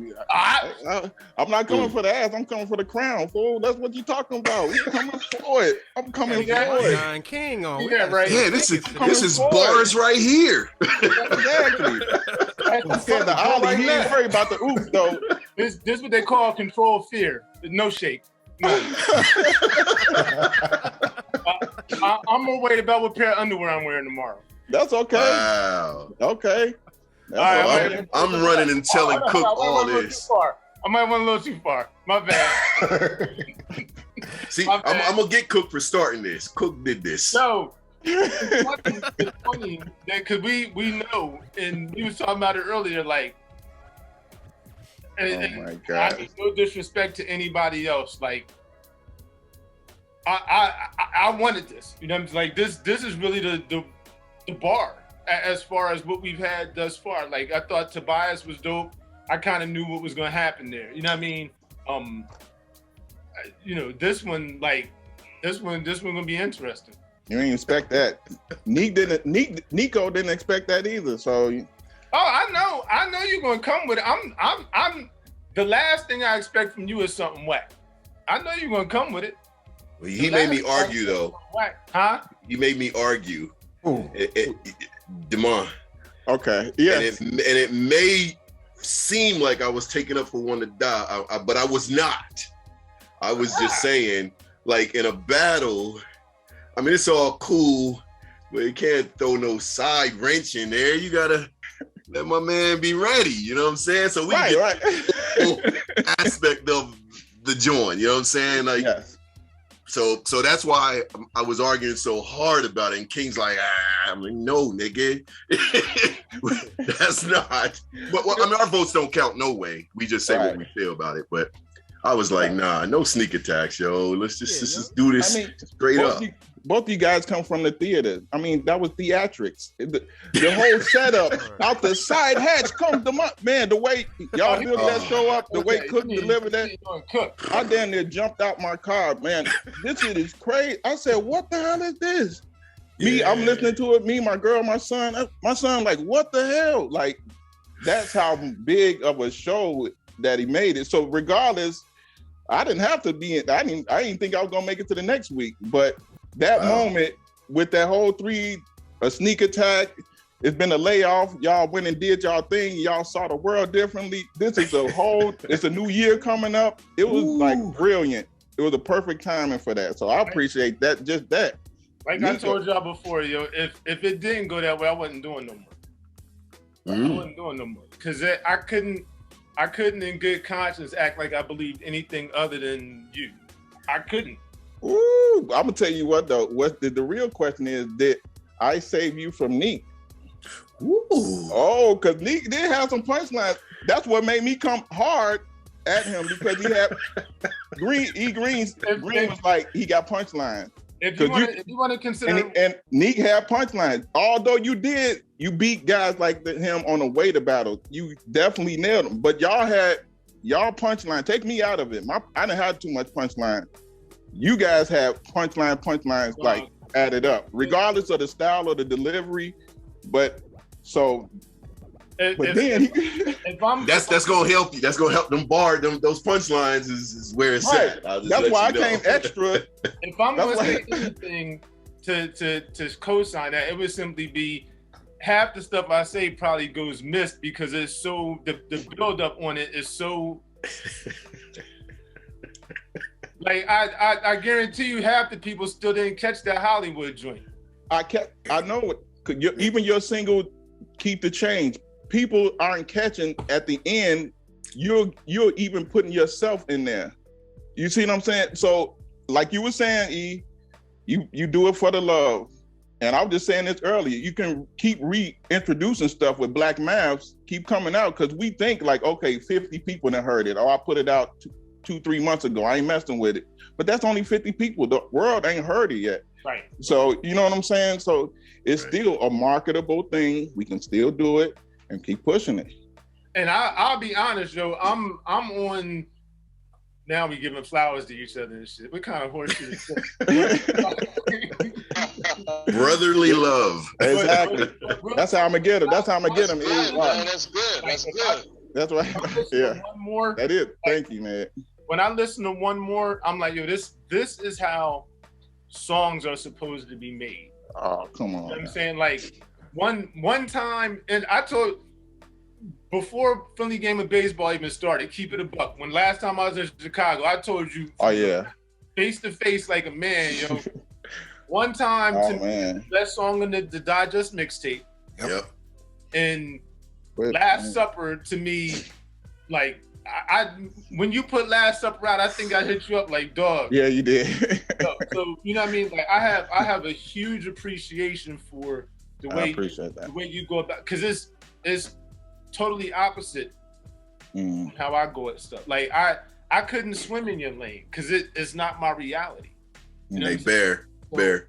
You see how he's buttering him up? Oh yeah, it's gonna be nasty, man. Thank you. Nasty. Thanks for snapping me out of that trance, E. Thank you. I appreciate that. Right. Put my feet up. They gonna be all Hey, bring me some wine and shit. Yeah, right. Trust me. Watch for the hook, man. Thank Watch for you. the hook. He was seeing bubbles and all that shit, huh? Right. You need to be in your trance. You need to get back there. Man, wow. Look at this guy, boy. I gotta watch you. Nah, but he's real though, man. Because one time made me say, "Oh, I want to work with that dude, man. I got to make sure I work with that dude at some point in time." So one time did set shit off. That was the song for the. It's definitely a highlight. That was a flagship song on that joint. I remember telling motherfuckers like, "Yo, I'm gonna work with this dude one day." When I heard one time. And I don't remember if we talked about this or not. The voice in doggone the posse track, Any Way You Want It or whatever it's called. That's Kurt G hit me up like, who is that? I gotta give him credit. I'm like, that's me. Yeah. When you told me that at the video shoot, I was like, get the fuck out of here. Then I'm like, he started doing it. I'm like, yo, this dude is a genius. Yeah. Well, so I got heavy respect for you as an artist. I got heavy respect for your pin game, but I would never duck it. Oh, that's what I love about it, man. That's what I love. Sound like some alpha shit. Yeah, right. Batman versus Superman. I put it. Bruce Wayne. If I lose to you, I lost to you. It ain't no shit in that, bro. That's how I feel. Exactly. I beat that. Now it's gonna be a comeback. Yo, sorry. There's no comebacks. All right, Comeback is a different character, like MF Doom. You know? Right. Have to put a mask to the ring. Yeah. Respect for your pin game, but I ain't running from it. All right. I love that. You beat me, yo. I own that. All right. Okay. No problem. Oh man, I wish we recorded Felipe's tomorrow instead of Monday. I would share all this little inside baseball.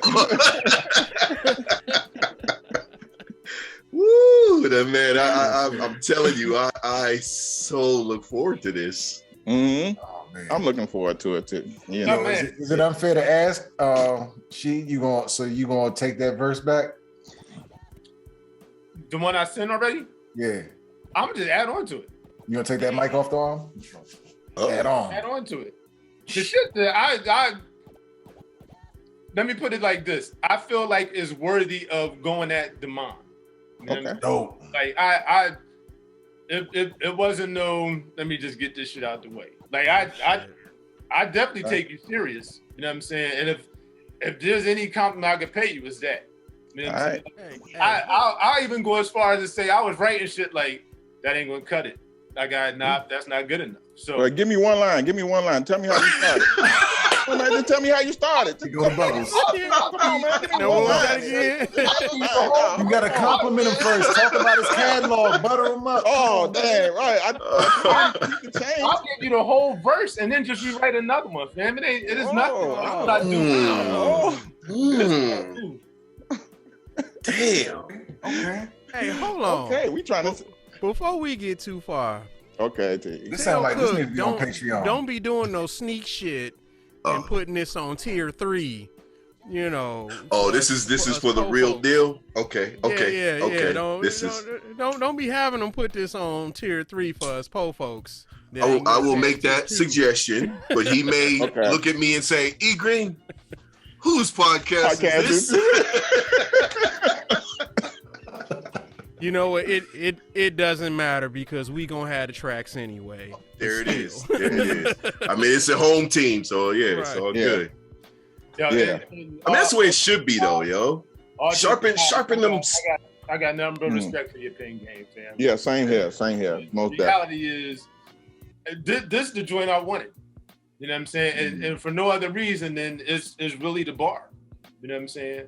So that's all right. Damn, there's a lot riding there. Video treatment for this, man. Yeah, we do. No, I'll be honest. video treatment will actually help my verse because it's stuff in there. I'm like, yo, this. Wow. If people don't get it right away, that's gonna be wasted. But if they get it, it's such a dope line. But video treatment will absolutely help it. Wow. Well, I must say, damn. I wish I had that gene in me. I don't get it. I just man, I don't. I guess I don't have the alpha genes. I don't care for the contest, man. But I'm loving this shit. I'm loving watching this shit. I'm all popcorn. Right. All day. Right. Caramel. Okay. Again, like, I'm gonna keep it a buck, yo. I put more effort into this verse than I have any other one. Wow. That's what's Oh, he really wants to beat you. I'm supposed to. Yeah. I'm supposed to. Gorilla in Manila. All right, you supposed to lay down and lose. That's what you're supposed to do. Oh, damn. I'm from Jersey, fam. You supposed to lay down and lose. We got all the promo for this. We're gonna need to run promo for at least a week. We gonna run up these ticket sales, man. Fuck this. Yeah, I'm gonna have to tell Cook. Yeah, we gotta let this one. We gotta let the general public get this one, y'all. This is this is one to draw on me because whoever wins, oh my God, what's I mean, what could happen after that? Somebody from out the blue. That's honestly my rule. Like, where do you? And I'm not, like I said, I'm not sleeping on anybody else that might be in the. I hope other people come out. You know what I'm saying? Yeah.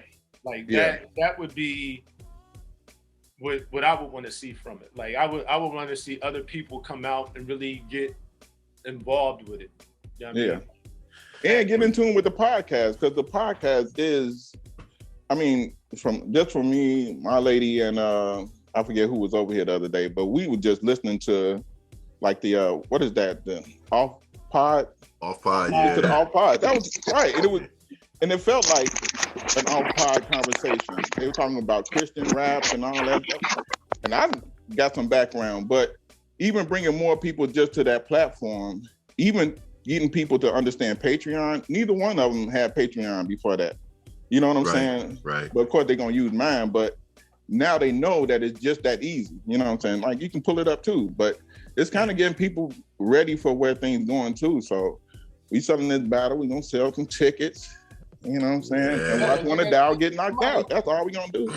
Somebody from the garage hit me up. They can't hear that. Saying like, yo, I heard about you in the garage. I'm like, word? No, he said they're just gonna watch you get knocked out. I was gonna let me help you. See, that's how them lines gonna hit them, just like that. That's how they gonna hit them. That's how it's gonna look. He said, what? I mean, we could throw a quick 16 around now if you wanted. I mean, I keep them in there. I keep them. Oh no! All right. Exclusive. Time out. Hey, Rashid, Oh. you gotta be careful though, man, because you keep winning, you're gonna turn into Tom Brady, and people ain't gonna like you. They're gonna pray for your downfall. All I'm saying is in this circus, I'm Day Soleil. They Barnum Bailey like. Ooh. Oh, I think that's one of his lines. I think that's one of his lines. Okay, all right, dropping bones. My mind stay off Nate like a mood ring. You boys switch it up like my mood swings. Oh, damn. And what you transmit is loosen it. Don't even rock a little bit. But what I spit perk ears like a stock tip. My word pairs increase like shares after a stock split. I'm back and forth like ping pong. You ain't shit to me like Denzel said to King Kong. You gassed up, and then you last like a thong and wrap circles around like a sarong. So if you had get exposed like a midriff. You amateur. You lack lung stamina, but I'm the iambic pentameter chancellor. Yeah, we could really do it if you want. What is we doing? Do I need to put on some brakes? I need to put on some brakes? I mean, I just, Oh my. And that's a throwaway, huh? Hey, listen. You know, cats start swinging when they scared, right? They just swinging twice. That just me trying to get a little space.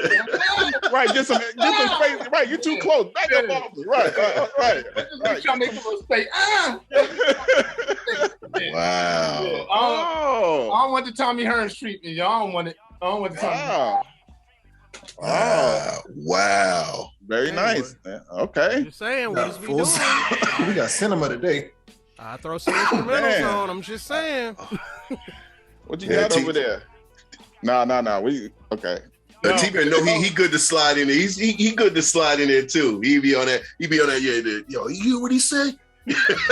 Oh no, I'm a born instigator, man. But you know what's funny? They got Felipe's got this all to happen off screen for us, and then all of a sudden E Green come up in here the first night we have y'all going at each other. Yeah. Wow. It's infectious. We might have to watch this, man. So I'll have to post this. Make sure this gets posted in the lounge, the regular lounge, the pay lounge, whatever lounge. This right here. Yeah. Right. This the warm up. Woo. Yeah. But ultimately, we gonna have to do a song together because I think we got it. We got one cooking, bro. I think. I would love nothing more, fam. I would love nothing more, yo. Something built around the irony of, because I went and got a haircut like 2 weeks ago, and I was playing some of his songs out of the drive, so it just hit me like, man, like something like I forgot what I called Dark Season. That's what I said. Like, man, Dark Season. My girl, she know One of Down. She know all y'all. I'm like, man, I can hear One of Down on this. She was like, yeah. I'm like, man, we gonna call it Dark Season. Woo! She's like, okay, yeah, I can hear him. Like, man, da.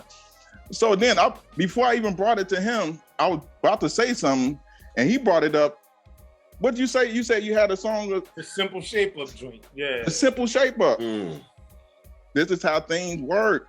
Wow. I didn't even bring the idea to him, and he already had Simple Shape Up in his head. I'm like, that's confirmation right there. So ultimately, to us since the start too. Yes. Ultimately, after you feed me next week, if you'll still let me do a song with you, I'll be honored, bro. All right. Yes. All right. Okay. Since we gonna hype it up, you should go to DJ Imperial. Everybody familiar with DJ Imperial? Yeah. All right. I was gonna hit you on Saturday with a DJ Imperial warm up. Okay. There's a DJ Imperial, but he chimed in on the battle. He said this is interesting or something like that. So you should go do one, because I'm gonna do one. I'm letting you know. Look, I'm letting you know. It was just gonna be a warm up. Okay. All right. So, but if you go ahead and do the warm up to the same beat, DJ Imperial, we all like this guy. You know what I'm saying? He's a good dude. Hopefully, you can get him on here one time. But that I think that'd be good too. Just like the pump and shit up. Which beat you use? The joint he just put out today? The last one, yeah. The one from today? Yeah. I think I actually chimed in on the joint and I'm gonna hop on this. You didn't even listen to that shit yet, man. I see exactly. Dave over in Japan was rocking. Okay. But I ain't all right, let's do that, fam. I'm with that. Right. It's just Lil Pepper. You know what I'm saying? So well, they sparring now. Right. I know 3 is my favorite number, right? No. Like say what? I'll go on record and say this, yo. Fam, at the end of the day, I got nothing but respect for your opinion. Oh, yes. You know what I mean? Yes.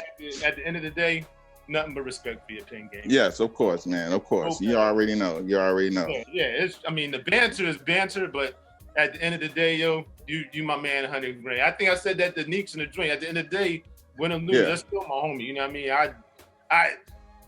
I can't. You know what I mean? Poor Neeks, man. I wanted to take that back. You know what, Damon? You know, he said something. He put a comment on the Facebook joint saying, yo, I'm still waiting on that shirt. So I sent him a shirt today. Oh, you did? Oh, that's love, Sean. I appreciate that. Oh, wow. I mean, it was dope of him. I mean, the way he handled it, the way he carried it after that, I was like, yo, this dude deserved nothing but love and respect. But wow. That's love. That's love. Got us here. You know what I'm saying? Mm-hmm.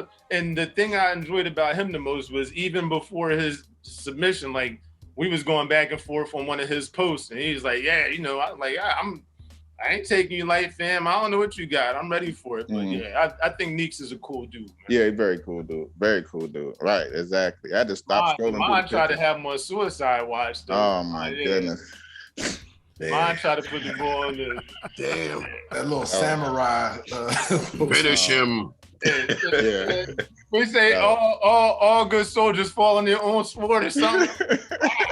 That was tough. That was. Don't think I ain't hear you just try to slide that line on me a couple minutes ago. You just heard it. That's what you talking about. You just heard it. Just whooped around. Oh boy, I heard boy. I just, Boy. I ain't want to just think you snuck it by me. You know what I mean? Yeah. Okay, all right. On the Imperial. Let's not forget about our guests. Okay, E Green, like we were saying. Yeah, I'm sorry, because I got to bounce soon anyway. But I wanted to ask you about your art, man, because I've been getting into creating my own art, painting, using charcoal to make some pictures. Well, first let me say, I have to be inspired. I can't sit here and draw a picture. I can't sit here and do a painting. It has to just come to me, and then I'm doing it. I don't care what else I'm doing in the world. I'm going to make this Black Power picture. I'm going to do this art. I'm going to do it right now. How does that work for you? Because you have some dope photography. I see your art, man. I'm just like, damn, is he inspired? Does it just come easy to you? How does that happen? Yo, first it's kind of like your story. A divorce kicked all this shit off. I've never done art before, but it went through some hell. Everything went wild up in here for a while, a couple years off the rails, and music, making beats was my way back to some sort of sanity first. And then I met my lady, and she's like, yo, why don't you just try painting? And right at the beginning of the pandemic, and it ended up working kind of like making beats does for me. I can't walk to the MPC and say, yeah, I'm gonna make this beat, it's gonna sound like this. I just get in there and just start fucking around, and it's just whatever happens. And it's the same with art. The Dragon's Pitchfork logo, I just took some paint and just kind of splattered it on the canvas. I took a hair comb from upstairs, just did this shit real quick, and that shit just came out. So I'm not a religious dude, but if I was a religious dude, I'd be like all praise due and all that, because I have no idea where it's coming from, G. But I'm just appreciative and grateful, and I appreciate you recognizing. That means a lot, man. I appreciate that, bro. Even the angles when you take the pictures when you and your dog, because we have very similar animals. Our dogs look almost exactly alike. You know what I'm saying? My Kanye is my dog. That's dope. But just seeing the angles. Right. Yeah, the old Kanye. Yeah. Kanye with a C. Or Cam broke his heart. Yeah, you're right. Way before. But it's just it catches my eye because of the angles and all that kind of stuff. It's not just like, there's a lot of great pictures people take and post online and stuff. Just boom, here's a picture. But to me, it's about the angles and the thought process that goes into taking it that way. Or even like you said with your design, you took a comb, just made it happen. So hey, you don't have to be religious to have divine inspiration, brother. Because trust me, even when I do my mixes, I don't sit here and say, "Oh, I'm gonna mix such and such." I'll put on a record just to get started. Those warm-ups are, when I say warm-up, that's literally what I'm doing. I throw a record on there, be like, "Ooh, that sounds good with such and such." But then after that warm-up, I'm mixing something totally different than that. You know what I'm saying? Like records that have no relation to what I did in the warm-up. But it's not a like I said, it's not a thought process. It just has to come to me when I sit down. Because I could pull out my little scrapbook. I have a charcoal book that I just do all these since I was in the midst of the divorce and all that stuff. Yeah, I did it before, back in high school and all that stuff. We went downtown, paint windows for Halloween, all that kind of stuff. Yeah. But in my adult life, it kind of had went away. Just like you said, in that midst of a divorce and going through that bullshit, I had to do something where I wouldn't hurt somebody. Yeah. I had to do something where I wouldn't hurt myself. Yeah. And it just ended up being, because I couldn't even do music. I was through with it. I didn't want to mix. I didn't want to do nothing, but I had to do something. So these visions came into my head. So I drew myself as an angel floating away. I drew a link that was broken with two fists on it, talking about breaking the cycle. Just different things would come to me in the moment. Because I promise you, I can't sit here right now and draw this cup that's in front of me. I couldn't do it. Right. So it's just, I was just curious because I'm watching, brother. No, but I'm glad you said that because last year, 2020 is when I did my most painting. I went out there into the garage a couple times last year and nothing. It's just sputtered. I mean, I think it's just shifting energy into different areas or whatever. So it's dope to hear that. And I'm just like, okay, well, it's just gonna, if it comes back, it'll come back when it's ready to. I think maybe it was trauma induced. I don't know, man. But it's interesting to hear that. I'd love to see some of your pieces, man. And if you want to send them to me, I'd love to put them on as B-roll or something on here too, as you're talking about it.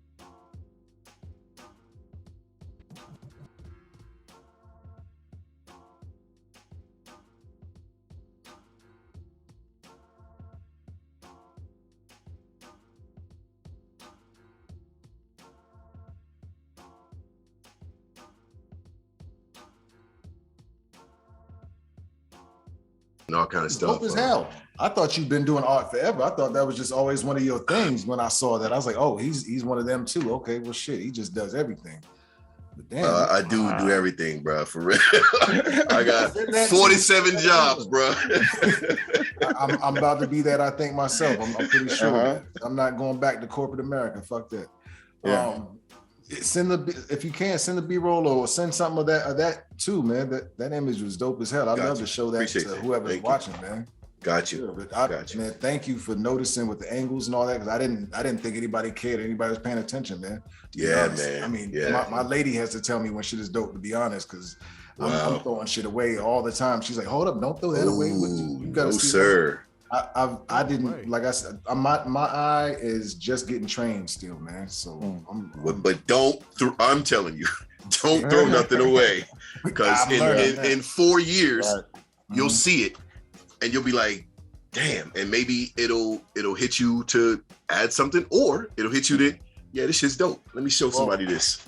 Actually, you just hit the nail on the head, because the one thing I want to sell is an NFT. The one photo I have is one I took in Germany 4 years ago exactly. And I've been on the fence about whether to list it. It's a picture of Rosa Parks' house. So Rosa Parks, shared that joint a year or so ago. Yeah. I knew exactly what picture you was talking about. I didn't know it was dope though. It's been sitting on my hard drive, but Yanni was like, yo, you should sell that joint. And I was like, I think I commented on that when you posted it. I think if you go back and look at the original post, I think I said something about that. I remember. And I've been bullshitting about posting it because I'm like, I don't know, whatever. But maybe I'll take it more seriously then, because that joint is really hitting. E, I'm glad you kind of talked. I know you said you're about to leave though, so I don't want to run too much time talking. You know, one of the big reasons all this whole GRYSKLL thing came together was my shit falling apart. So mental health has always been the message. Yes, sir. Black mental wellness to become a common conversation, a comfortable conversation. So I was hoping, because I've heard you talk about counseling on the digest before and all that. I was always hoping to hear you talk about that a little bit. You got time to speak on that? Oh yeah, for sure. Okay. You know, as Black men, we just take it on the chin, keep it moving. Most times, we lose a job. There's a lot that goes with losing a job, but we, instead of probably taking it the right way and rebuilding yourself and keep it moving, we get angry, we take it out on our family, friends, all that kind of stuff. Or we talk to people we know who have a vested interest in us.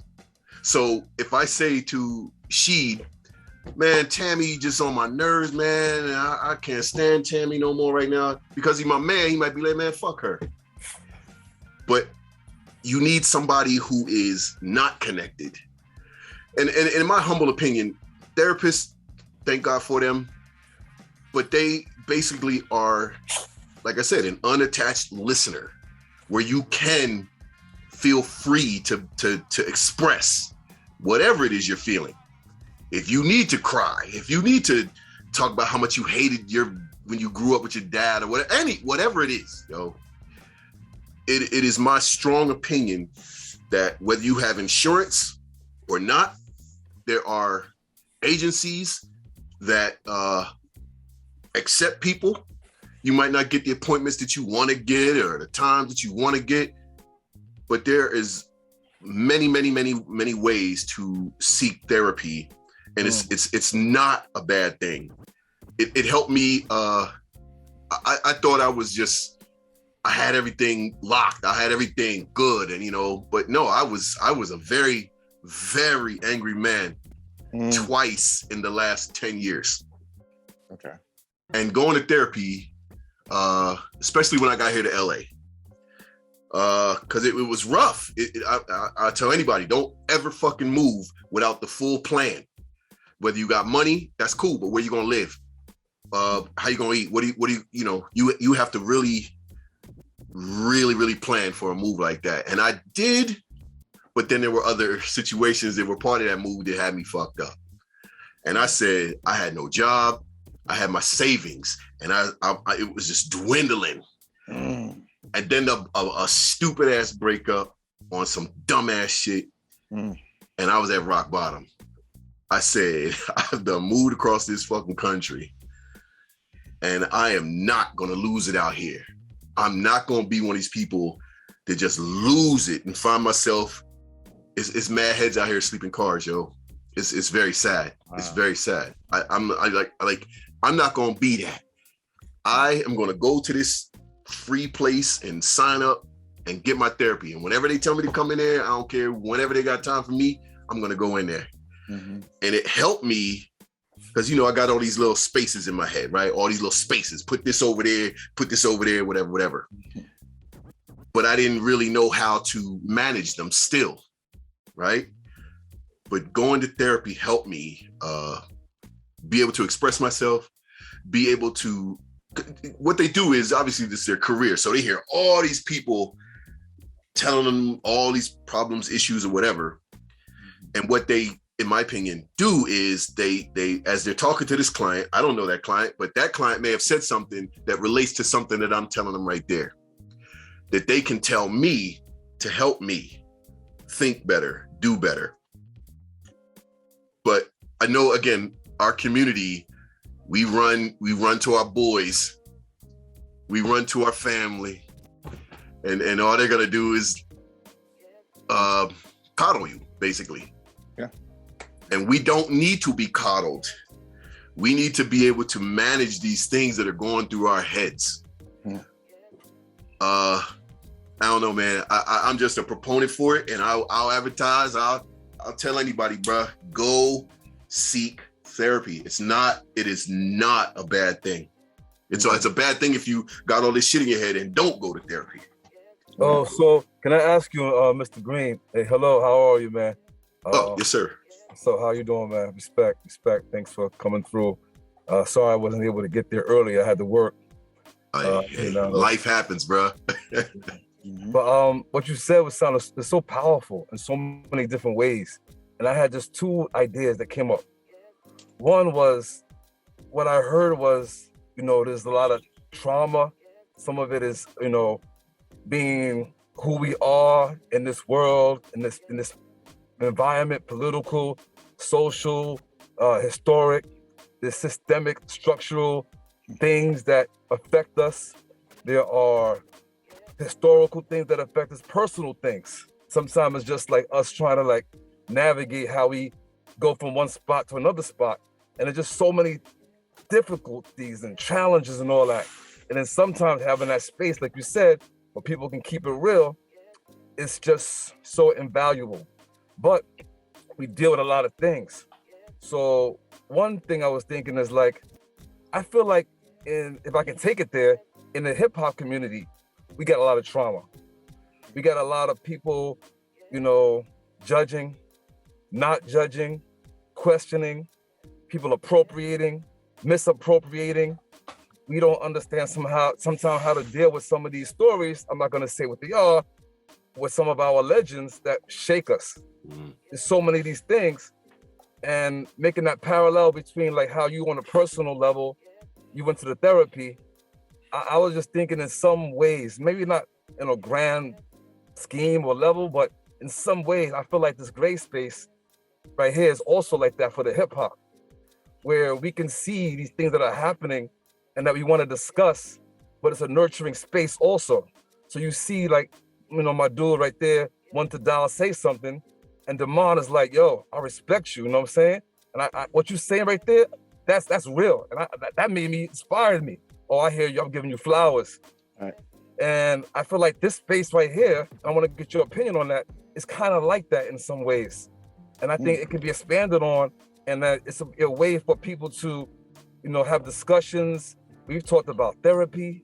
We talked about fatherhood. Yes, we talked about pain. We talked about business. We talked about so many different things. And also, we keep it real. We'll say, yo, I hear what you said with that track, and I love that. That was dope. I'm coming at you, though. It's just that realness there, too. So it's that realness is there, too. So I want to get your response on how you think, like, this space might be able to contribute to how people in hip-hop can add to the therapeutic nature of it, the discussions and so forth. Number two, what I also heard is, like, sometimes it's difficult. I know it's difficult for me, and I heard this term I hear a lot, toxic masculinity, right? Like, even now, I have trouble saying, like, I love you, right? It's, like, kind of tough, whatever. A lot of my family, they just do it, like, yo, I love you, or they're like, I love you, beloved, like that. I still have trouble, because, like, that's just not how I grew up. So I also wanted to ask you, what do you think about this idea of toxic masculinity in terms of how you've been navigating your challenges and problems? And do you think is it a point of discussion? Do you think it's overused? Do you think that we could build on it? So is that idea of the gray space as a form of, like, a space where we can get together and nurture and discuss and be real? And then also the idea of toxic masculinity in terms of its validity or its whackness, its wokeness, or whatever. I want to get your feedback on that. Pardon the long question, yo. Also good. I'm dialed in. I'm two to dial. I'm in. But well, first, I'm gonna address the love thing first. When I grew up, I barely ever heard that word. I heard I love that TV show. I love that show. I love that car. But I did not hear I love you. I needed it. I needed to be loved. I'm not gonna get in my whole story right now about how I was born and all that kind of stuff. But I want that one day, though. Huh? I do want that one day. I'm actually interested in, I'd like to do that with this space. Sure. Oh, for sure. I got you. But it's a long one. Yeah. But in my childhood, I never. I feel confident saying never heard that somebody loves me. I knew my mom loved me. I knew it. I knew it. She didn't have to say it. I knew it. But other family and stuff. So what happened to me in life was I didn't really start telling people I love them. Right? I was like, I guess you just don't say it. But in my adult life, I realized that people do need to hear it. Whether they want to hear it or not, they need to hear it. But I don't use it just to say it. You will never in your life hear me tell somebody that I love them that I do not love. It's just what it is. But if I love you, as you hear on the Hip Hop Digest show, at the end, I'll be like, I love y'all brothers, gotta go, you know, all that. Felipe's, love y'all brothers, love you guys. I will say it to break cycles. Because if I say it to you, if you love me, you may say it back. And then you may say it to somebody else. And they may have needed it. And they say it to somebody else. So you just have to take whatever it was where you grew up, however that was, that ain't now. You're in control of it now. When you were a child, you had no control. You were just fed, all these things. And they made you kind of who you were, but there's still the you that's you inside of there. So you don't have to feel compelled to tell nobody you love them. But if you do, then it's okay to say it. Man, woman, child, whatever. It's okay to say it.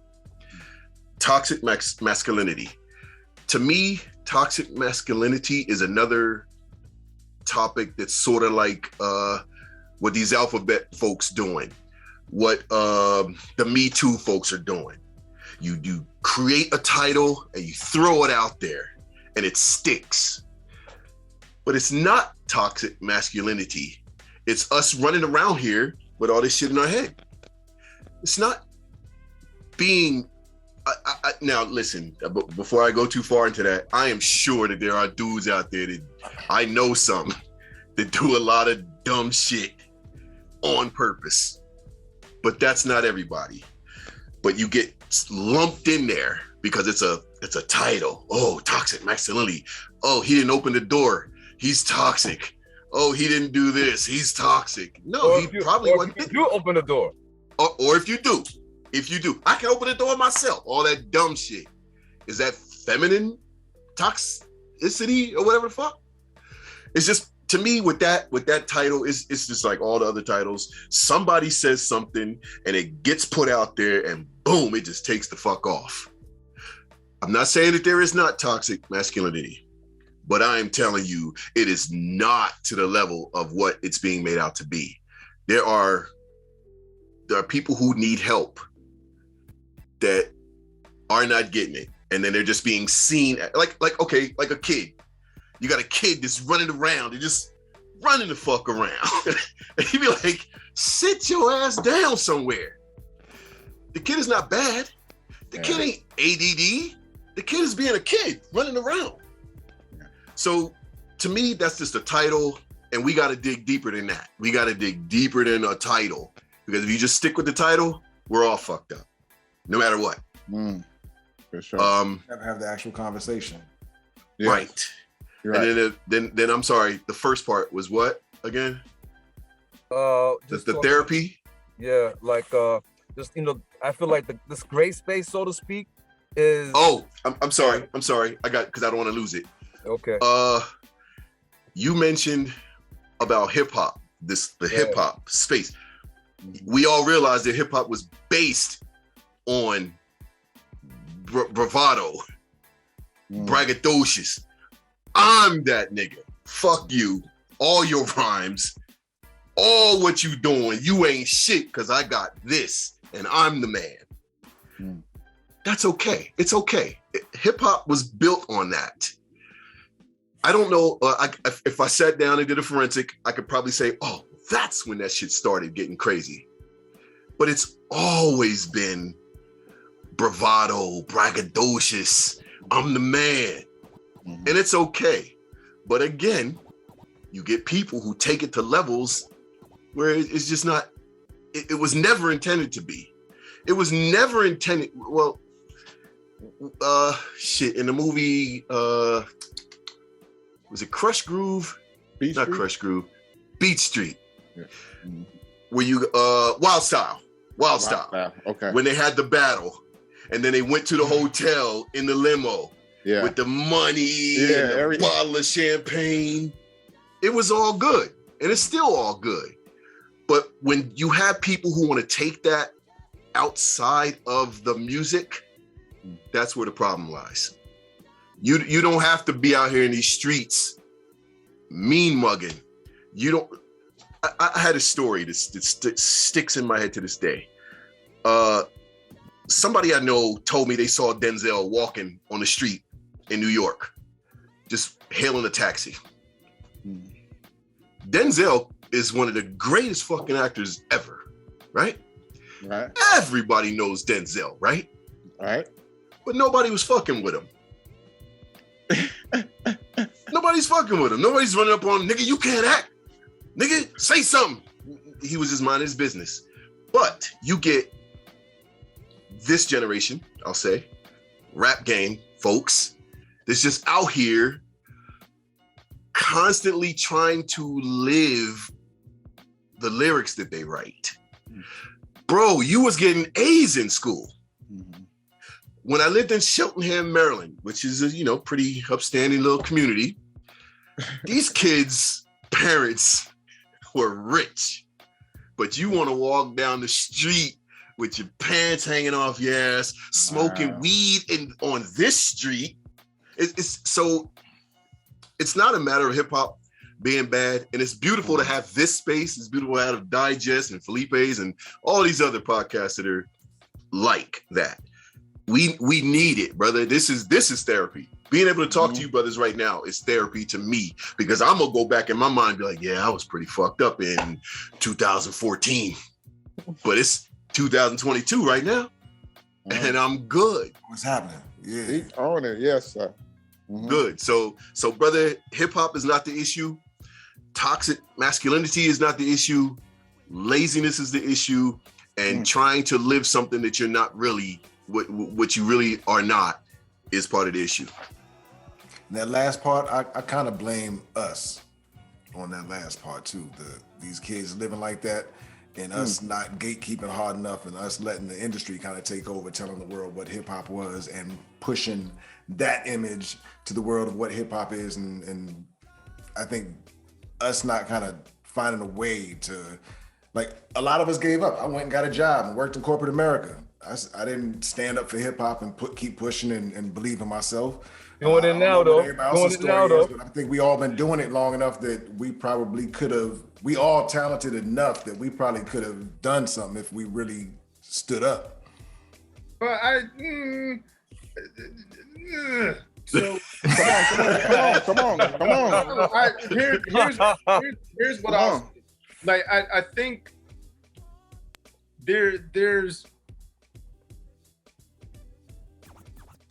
there's a point where you can become your own worst enemy. Like the whole early 90s, late 80s, early 90s, A&Rs, and all of a sudden this is how you need to be presented. Like I lived a part of that.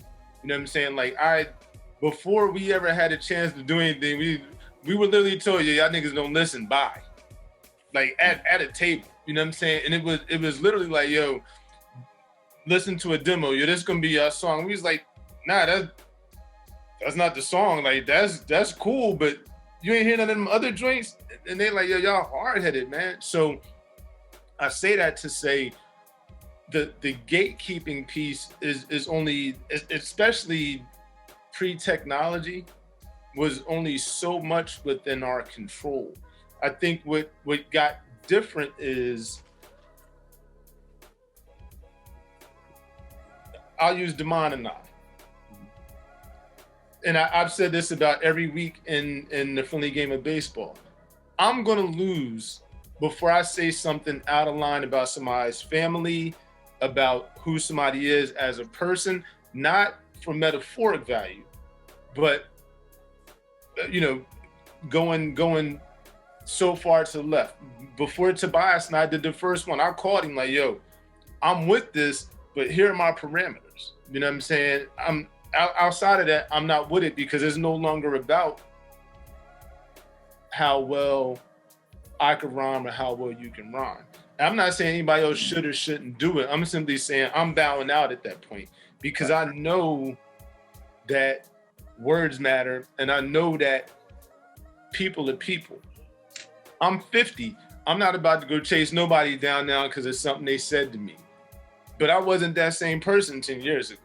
Sure, 2 minutes, and we're so I say all that to say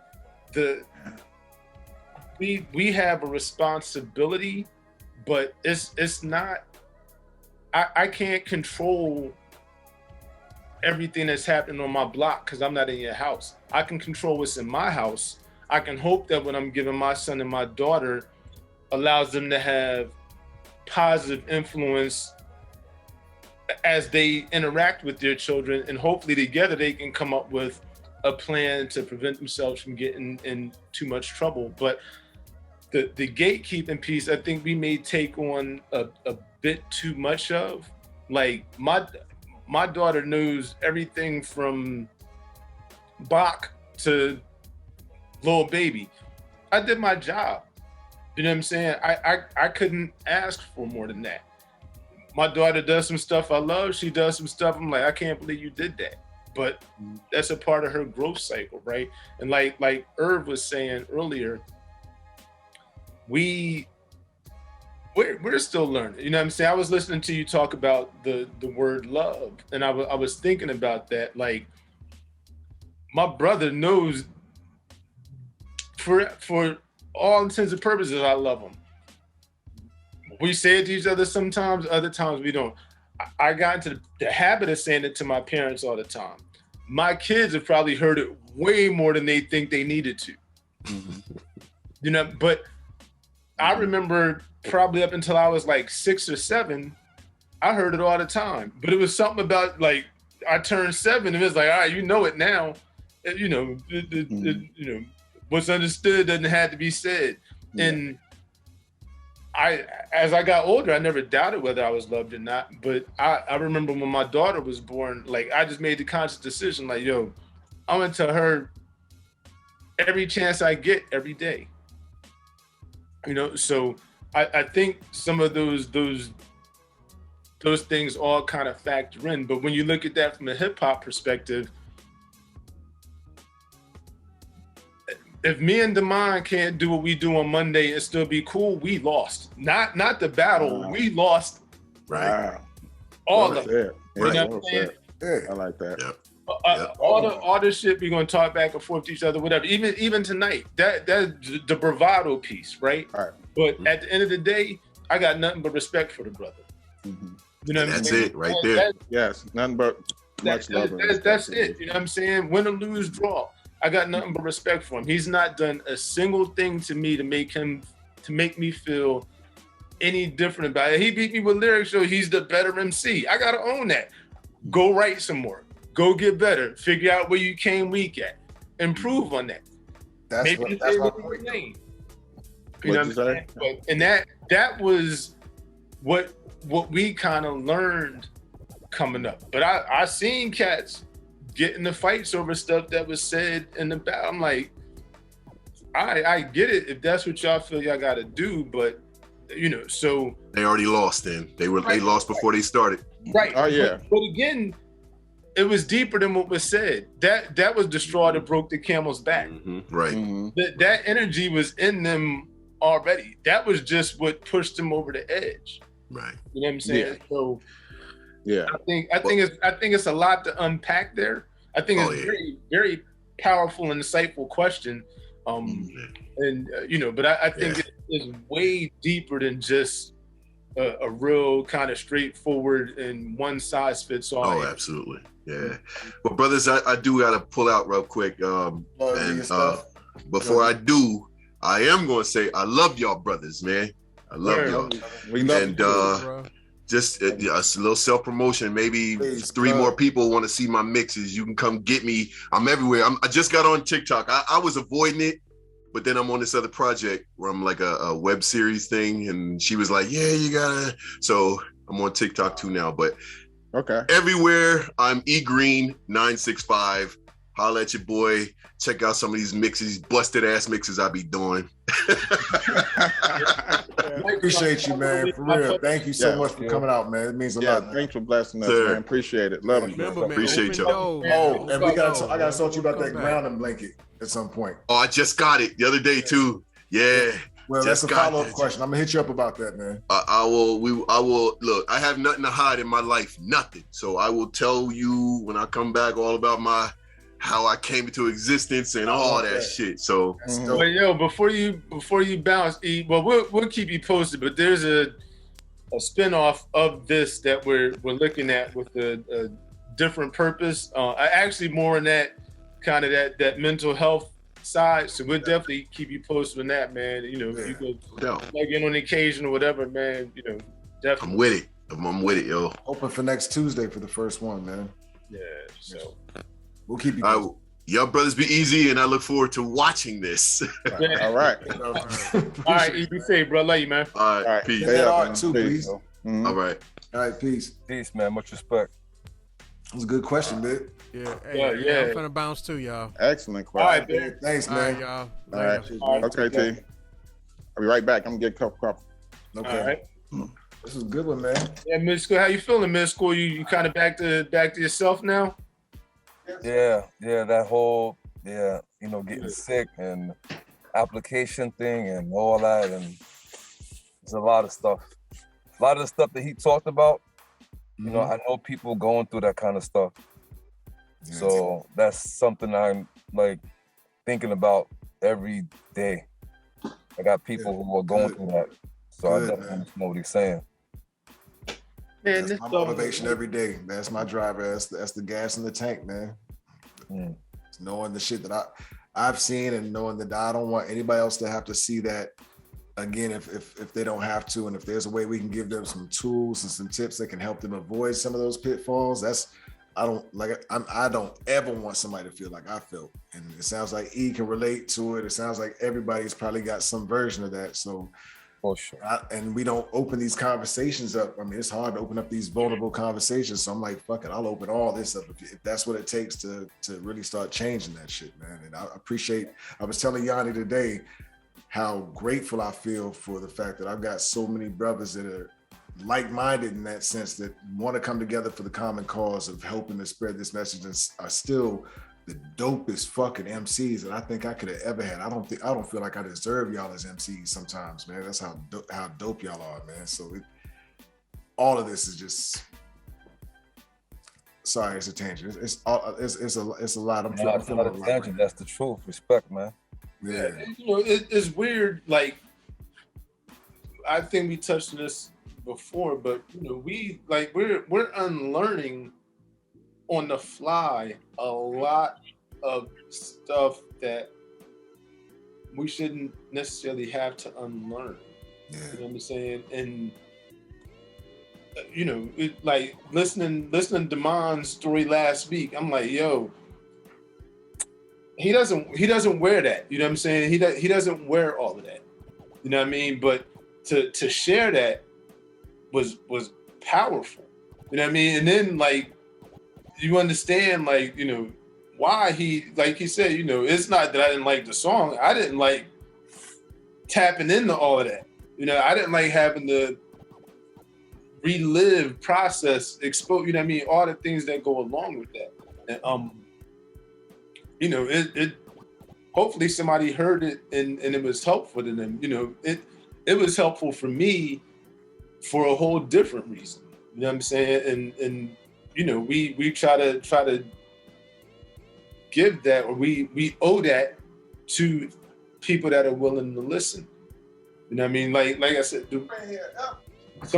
somebody from Felipe's garage hit me yesterday about something I said in Keep the Change. I was like, man, I'm glad that landed for you. You know what I'm saying? You know, and you know, being honest, you're like, yeah, man, I think I told you not long ago, like, yo, I'm having to learn how to sit down and say, yo, let me think about what is really being asked here. Let me think about what is really being said here. And let me think about whether it is the right thing or not. I don't have to say no off the jump, and it's not a personal attack on me. You know what I'm saying? I'm 50 years old. How am I just learning that? I feel that though. You know what I mean? So yeah, but to kind of MidSkoOl's point and some of the stuff you and I have talked about, that's not just the four of us. You know what I'm saying? You know, Damar was just saying, like, you know, kind of bigging you up on your stuff from last week, kind of talking about everything that went into one more, yeah. You know what I'm saying? And yeah, you know, so yeah, it's wild, man. And just to think of, like, Shad, I told you challenged me twice last week in ways you probably didn't even know, but they were real tests for me. And like when I stepped back and thought about it, I was like, yo, this is it. This is why you're in that group. Seriously, this is why you're in that group. To grow. You know what I'm saying? To grow. You know what I mean? And like I look at like the interactions with you know, my children. Cool. I think I'm a decent father. I kind of understand how to deal with them. But it's funny, Erv said tonight, like, you know, kids run around because they're kids. And I'm like, yo, I got to keep that in mind about Cayman sometimes. Between 8 and 5 is harder because I'm trying to work. He's 4 and he's trapped in the house all day. He got to spend that energy somewhere. Yep. I got to do it with Zen. It's not a kid. Same thing with Zen. We had to take him out in the woods today in the freezing cold. But like, yo, you've been trapped in the house too long after that surgery, man. And boy, I let him go and that dude was gone, man. He loved me for it, man. Yes. Anytime I called him, he was like, yo, I'm right by your side. If that's what it takes to make sure you keep bringing me out here, I will be back anytime you just hint about whistling for me. So, yeah, man. They do it all the time. I hear it all the time. Shut up. They talking to a pet or a kid. You know, these are things that are gonna be loud. They're exploring the world. That's the cat y'all see come through. He's a big ass kitten. You know what I'm saying? He seems like he's an underdeveloped male. I make fun of him, like, you know, Joey, Slowy Joey, you know what I'm saying? But he is. He's Joey. We got Joey. Yeah. Oh man, that's hilarious to me. I don't know why I thought that was so funny, yo. It is funny because he's more physical, but he at the same time he's physical, but he doesn't really comprehend picking up on how to sniff out stuff. We got two female cats here, and he's learning from them how to eat, how to go through water. He watches them because he'll still take the position as being a male, and he'll sit at a high point, but he watches them. And he repeats them how they eat. How Lily eats, he eats like her. When she splashes the water, he splashes the water now. But the little things, and that's why I don't bother him. When he come in, he all in your face because I can tell he's underdeveloped, and he's just a big kitten. He's big for his age. You know what I'm saying? That's a boy. So it's kind of the same thing. I get what they're saying. I mean, I've understood that for a while, but not all the time. You know what I'm saying? Not all the time. That comes right back to the mental health conversation. Yes, it does. Him being the kitten still. That's because all this shit really, if you look to it, it's really all inner child shit, damn near for all of us when we're dealing with our traumas, our problems, dealing with issues in life. A lot of it you can point back to something in your childhood that changed how you were. Actually, I was thinking about. Remember, I've been talking about doing that segment, A Mindful Minute. Yeah. I wrote a note down today. About something like that. It was let me see if I got it still. Is there an incident or time in your childhood that you consider a turning point? I was going to ask that if we did the Mindful Minute today. So it's funny that all this comes down to inner child shit. I mean, does everybody, do you guys notice like certain things that happen in your childhood that really you can say, this is why I'm this way now as a man? Like for me, I definitely get shit I look back to and like, this is what the turning point was. This is like, damn, if I'd have had some help here, then I could have caught it earlier. But now I got to look back and I got to go back and kind of root that shit out myself and recorrect that shit. But now it's not this branch that would have, gone like this and come back to the line had it been addressed then. It's just, this shit has become a whole branch that's gone all the way out here on the tree. And I got to find a way to, redirect it back to closer to the trunk. Do y'all have shit like that? Yeah, I'm sure I do. I don't know that I know I've had discussions like in therapy where I've talked about some stuff. So I know there's things there. But I think it's probably a number of things. Some of it being ways that I was parented, some of it being, intimate relationships when I was younger. But yeah, I think it's a combination of things. I think I said it before, like I got excellent at self-sabotage. I could self-sabotage with the best of them for a while. You know what I mean? And, learning to recognize that and again, take a step back and be like, yo, what he's talking about makes sense. Get out the way. You know what I'm saying? Or give it a shot. The worst that can happen is it don't work out. You got this, fall back on it. You know what I'm saying? I think the mom was saying something when we was talking about it last week, and gave me a different way to look at it. But I didn't want to jump 100% onto what he was saying and then give myself an easy out for not really dealing with the emotional part of it. You know what I'm saying? It definitely gave me perspective, but I still had to deal with that emotional piece of it. I appreciate that. Yeah, because that's what it's more about. Letting it sit. Let it sit for a second. There's nothing wrong with hearing somebody out and letting it sit. You don't have to react real quick. Let it sit. I tell my son that all the time. He's making decisions, finding where he wants to work, and I want to quit here tomorrow. Well, that's not how you quit. You can quit tomorrow, but give your 2 weeks notice in. These people gave you a job. They looked out for you, gave you bonuses and all this stuff. show them courtesy. What's wrong with courtesy? I know you're pissed off. You want to change things, and but it's still a proper way of doing stuff. He did that. They invited him back. He's going back there to this place, but he's learning that. I have to teach him that. That's no problem. I like how, you know, some of the stuff you say about how you interact with your son. Like I pick up on a lot of that stuff because it's wild. Like I remember.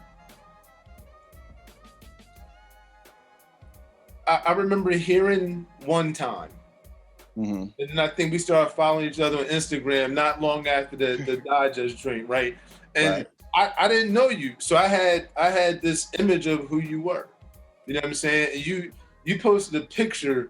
I remember you posted this. It was a ill picture from like a balcony. I think you said it was when you was living downtown. But it was like this dope ass picture from like a balcony, and like I don't really remember the picture vividly, but I remember like, yo. 23rd floor, yeah. You know what I'm saying? But the way I guess I kind of envisioned you, like, and then getting to know you is like, I don't know what I thought, but I don't think you were what I thought. In a good way. Like I think you're even more.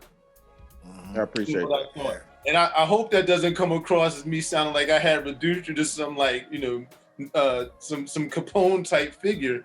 But you know what I mean? I didn't know you. You know what I'm saying? And then like when we started talking a bit more, and then like when we hung out, you know, went to dinner and stuff, I'm like, that nigga cool as hell. I had no reason to think anything other than that, but you know, getting to know him, like, yo, dude is way more. And I guess that's a part of the problem with still pictures in Instagram, like, you know. Yeah, I mean? Right. You get right. You know what I mean? But yeah, so I wanted to share that with you though, man. Like I listen to you like kind of tell your stories every now and again about interacting with your son. I'm like, yeah, that's a dope way to look at that. You know what I mean? And so, yeah, it is. I appreciate that. The Capone thing, that's pretty cool because remember Geraldo was breaking into Capone's building. I stayed in the building right next to it. So we was like actually watching them while they was the camera crew and all that shit. That shit was live TV, and motherfuckers had it on and shit. Like right next, it's right in between is projects, and then is Al Capone Street. Like that whole street, it was untouched for nobody touched that block. That block was like untouched forever. I mean, the sidewalk was all tore up, but you can tell it was all speakeasies and little stuff like that. So yeah, that's interesting. The Capone thing. Yo. We need to get Erv to write your movie. Man, ooh. We really need to talk to Erv about writing your movie, Jesus, because that. But your question, you have an amazing story, brother. Just, I mean, so many different little pockets that would just really help, really understand who you are. You a dope dude, man. Y'all stop. So many now. Pockets of you that are just so unexpected. Like knowing when you do the IT stuff and still you this dope ass MC, and then you got the other side where you had the 22 in your boot, but took that. I mean, that was grandma 22. It's 3 years. It's a dope ass story there though, man. And but that's every side. For a lot of people, a lot of inspiration in that, man. I appreciate that. That's what I think. But that question you just asked, that now that I think about it, I was going to say when I got hit with a baseball bat. All right. By this dude, Philip, you know what I'm saying? He didn't mean to do it. He slung the bat. We playing baseball on the sidewalk. And I'm running up the street, ran straight out the house, jumped off the porch, ran. He laughing. I'm running and he swings the bat. He slung it, slipped out his hand. I jump and I get hit. Boom. Now I'm me. But at this point, because you say the Capone, that's but when you ask that question, and I thought about that memory, and I thought about why is it changing? But it did change me. Because I got hit, my nose was totally broken up. I was seeing like as if like this. This is what I was seeing, because I was seeing my bones like this. Ooh, wow. But it didn't hurt. I was fake crying. I was, and that was the first time I asked for my father. I said, tell my father, because I was always going to the hospital for my stomach, you know, soul food and all these pork or not. It was, you know, that's whatever. But that was like the first time I asked for my father. Okay, so that happened. So I'm in the hospital for about a week. But then everybody, you know, all the homies coming to the, man, that's messed up what Philip did. You know what I'm saying, man? I'm like, he didn't do nothing. Philip didn't do anything. Philip had 2 brothers. We all went to school with each other. By the time I got out of the hospital, 2 weeks later, Philip and his family packed up and moved. I'm like, what the fuck happened? Man, what the motherfucker, man, he shouldn't have did that shit. What are y'all doing? These are kids. We were really kids. We ain't no gang bangers. And I mean, there were gang bangers. Philip, the family had to move. I didn't know. I don't know what happened. So I kind of absorbed that. Now I'm back in school. Now I am kind of in charge. I feel like, okay, I got an army with me. Now I'm 3rd grade. I'm stepping to 8th graders. I'm trying to talk to an 8th grade girl. You know, 3rd grade, fam? 3rd grade. They made the guy move. But I didn't know who my family knew. You know what I'm saying? And who supported my grandmother, who supported my uncles, who supported. But now I can see the neighborhood, what the neighborhood was. And the neighborhood kind of opened up to me where I can understand it from a social standpoint. So I'm like, okay, this is who I am. Now my father started making sense. Now my family started making sense. And even to that day, that was on 109th. That's all the way out south, the Wild Hundreds. So then we take the, yeah, you heard of Wild Hundreds. So you take that energy from the east side where my family is from, my mother's side, and then we moved to 21st. Then you move to Logan Square, Puerto Rican. Logan Square, then we moved back to 21st. We spent like 20 years at 21st Street. So all the way up into there, I can see what you mean by that Capone figure. And people will say they think I am who I am, but these are actual real stuff. I made bad decisions based on who I thought would be there. You know what I'm saying? Or with this person. But my thing was, if you were hanging with me, and you were a nerd, you ain't picking on no nerds. You know what I'm saying? You ain't messing nobody in the 4th and 5th grade. I don't care if you was a nerd, a geek, or whatever. You know what I'm saying? Word. The girl that stink, y'all ain't gonna talk shit about the girl that stink. You know what I'm saying? Like, we ain't doing none of that. So this is who I became. But it taught people morals. If you was going to college, I made sure motherfuckers got to college. Even like U of I. So you were kind of like a superhero back then. Kind of, because cats would go down to college and U of I and getting, you know what I'm saying, getting picked on. Not no gangbangs, even if it was gangbang stuff, or somebody just picking on you. You see what I'm saying? Nah, you ain't picking on. So we gonna drive down to U of I, we gonna drive down to Lewis University, we gonna drive down to Eastern and see what's to it. Who you picking on? Nah, this guy's in school to graduate school. So it became more of a brotherhood than actual gang. So that's probably what that Capone, because I do have guys that I helped nurture into who they was. But at the same time, I knew I wasn't going to college because my mother and them need me. So I knew I wasn't. I was faking like I was going to join them just so they can have that inspiration of going. It hurt me. When everybody left, it hurt me. But they out there living their dreams, and I'm gonna stay right here in this neighborhood. You know what I'm saying? That hurt me. I couldn't handle all that. You know what I'm saying? But I took that responsibility on for my parents. You know what I'm saying? Can I ask you, like, where did that? I wasn't sure, but you said it. But where did that idea that those who couldn't necessarily help themselves, you would help them, the nerds, so to speak, and whatever? Where did that come from? That came from actually talking to him, sitting there next to somebody. Not, you know what I'm saying? Go ahead. So here's what's funny. I'm sorry, wait, but can I just ask, what do you mean? What exactly? Like, did they tell you the story and you felt it, or you felt like it connected to something in your life, or you felt you had something on your shoulders that you had that responsibility? Was it like then? Okay, well, when I went to his... Sorry, you good. Nah, but that came from when I left the east side Like I was just running, I wasn't going to school. So my grandmother came and got me off the east side. My mother got married and she down in Texas. My pops, he's somewhere. So I'm just living with, you know what I'm saying, her little brothers, with my uncles and all them. So my grandmother on my father's side came and schooled me and took me and put me in school. And, you know what I'm saying, in a structured school. But I was the only kid. So that's probably where it came from. The only kid and looking for brothers, probably just taking care of brothers. I don't know where it came from. I really don't know where it came from naturally. I don't know. Oh, it probably came from having a gap because I would get picked on probably. You know what I'm saying? So before you even say something, even if you say something, you ain't gonna hurt me. I done heard every gap joke, everything. And then, so you go from there, getting picked on about gap, then you go to Logan Square. I was the only black dude at the school.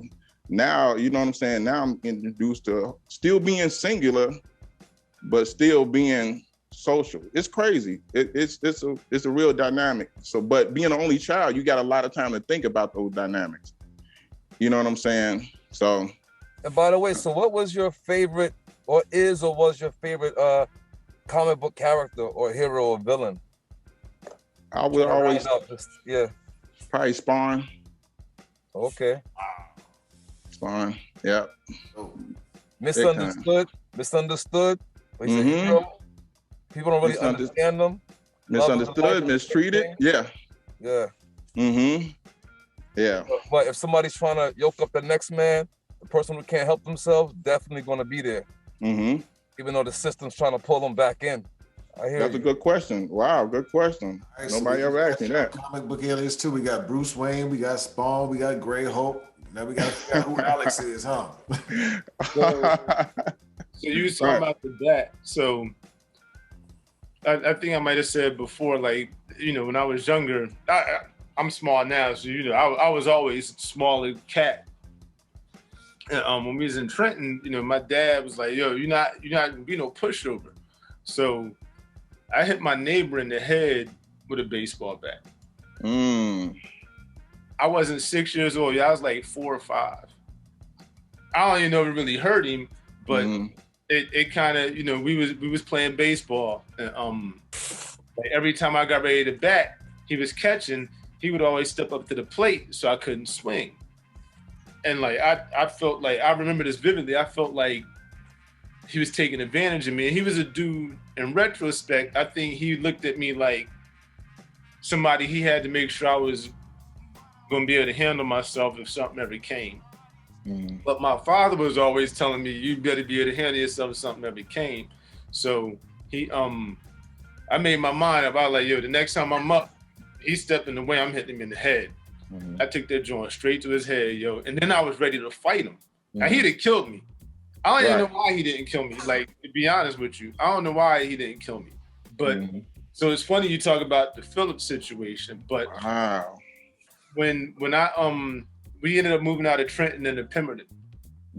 And one of the only fights I got in middle school was about a girl that was on our bus that was mentally challenged, and the dude was messing with her. And like I couldn't take it, you know what I'm saying? So like I'm like, yo, that's gotta stop. I waited for him to get off the bus, yo. As soon as he stepped off the bus, I was like, pow! Good. Yeah. But you know, that was one of the only fights I had in middle school, and it wasn't even about me. Yeah. But my dad tells a story, like when I was in first grade, it was a mentally challenged kid. Oh yeah, that's right. I went to talk to him one day, and my dad was like, "Yo, don't go talk to him." I'm like, "Why not?" And he, you know, I don't remember exactly what he said, but apparently my response to my father was something along the lines of, "Everybody needs a friend."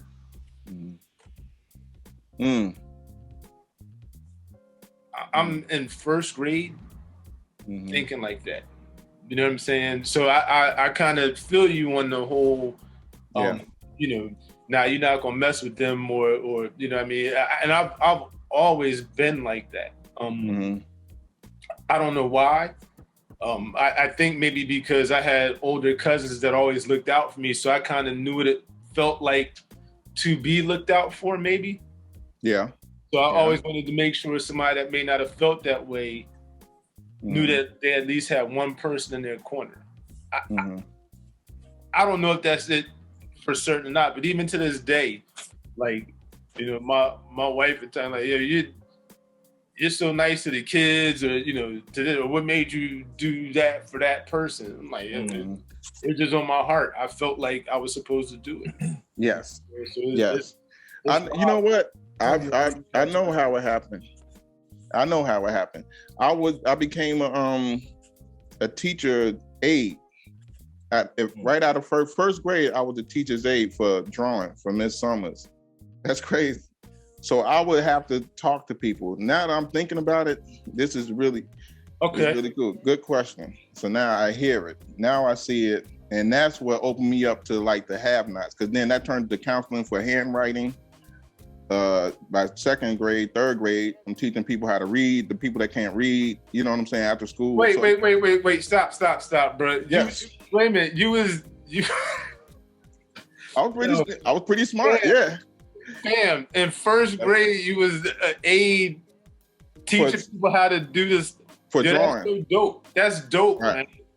That's so dope, yo. I remember it now. That's what, but also now, I had a bit of so that's why I listen to music, because I had a little bit of what they call amnesia after a big, like in 2000 or something like that. So then I listen to music and music connect, or questions. You know what I'm saying? Questions are given. I have to think about it. They'll come back around, and I think about it. Boom, boom, boom. That's how it all makes sense. Okay, not to cut you off, but just to add on to another Demond episode, yo. We need to do another Demond episode.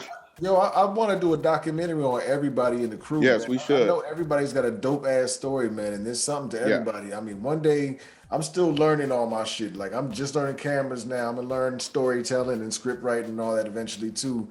But my plan is to do scripts and stories on everybody, man. That's why I practice doing a lot of this shit, man. I love documentary films. I love watching them. I love seeing them. And I see amazing stories in every single dude in this crew, man. And that's wild, man. You peel back layers with your story though, with Demond. You really peel back some layers. And you told me that story about the bat before. And I was actually, when I was talking about the inner child subject, I thought you might have brought that one up, because I remember you telling us about how your pops told you how to stand up for you, and that was like the starting point for fighting for you. But I don't think that really lasted that long. Like, you know what I mean? Like, it wasn't like I turned into this brawler, you know what I mean? Like I got some cousins that was brawlers, yo. Like, them dudes look for fights. Like, I wasn't that dude, you know what I mean? So I don't know. I think my stuff was more, I always wanted to be a nurturer or loving. So I didn't understand when I felt like it wasn't being reciprocated. And it would either make me want to go harder, or it would make me stray. All right, word. So you don't see the value? She will. Yep. You know what I'm saying? And we all know that that's not healthy, and that's not going to get you so far, and that shit gets old. Yeah, very. So, but yeah, so I think, and I kind of know where that comes from, if I'm being honest. I don't know if I'm really ready to share it yet, but I do know where that. But that's the part of the documentary that's gonna I had to learn how to be revealing. You know what I'm saying? Yeah. You have to learn how to, like, but if it comes out, that's what Alex. I had no idea that Alex took that so much to heart that he thought about it. Even that day we talked about it, he kind of got choked up. He learned about it. He wrote a song to it. Man, that is so groundbreaking. That's groundbreaking for that brother. I feel like he's opening up a whole new world of being able to convey. Yes. Yeah. That's amazing. That is amazing. Man, that's amazing. I mean, I hate hearing people say it, but I'm like, yo, if I went today, I'd be happy with where everything is. I love, like, this right here has been like all my dreams come true. I told you, yo, Wednesday, my new favorite day of the week. Yo, I look forward to this. Right. Yeah. Like, I do, man. Like, I look forward to these sessions, yo. And you just got into the visuals? I heard you say that to E. Yeah, man. I don't know. I don't know if I didn't have. Y'all see, I got confidence issues and all that shit. Y'all already seen that shit. That's always been there. And I like going back to childhood. I mean, what happened to me is I was like the day you guys saw my little childhood picture at that little white black kid. So I moved from the black side of town to the white side of town. But the day I moved, I was molested by my uncle. So it was like my ties were cut to the whole black community all together because I didn't trust nobody after that. So I was just like alone and shit. So I never had anybody reinforcing anything or letting me know when shit was good. All I got was mom saying you smart. So that's all I had to hold on to was I'm smart. So I'm just work this motherfucker. I'm smart. Shit. Right. But I didn't develop social habits, social skills. I didn't develop a whole lot of shit because after that it was just like, oh yeah, I'm just good over my little pocket. Let me just read these books and play with my GI Joes and shit. You know. Right. It's dang, that's a hell of a pocket. I never saw that as a confidence thing though. Yeah. Nah, I mean, hearing it, obviously, you know, but like, yeah, no, I never saw it as a confidence. I don't know what I saw that like. So all right, so I'll give you my kind of my. I appreciate it. My vision to you from kind of the so here's one of my favorite memories of you.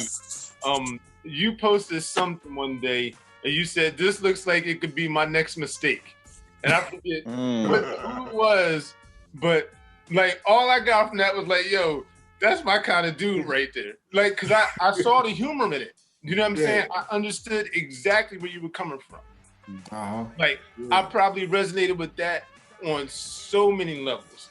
Like maybe even levels that I wasn't supposed to, but that landed me. So, like, so I've been meaning, how tall are you? 5'6", 5'7". See, yo, in my head, you was like 6'6", yo.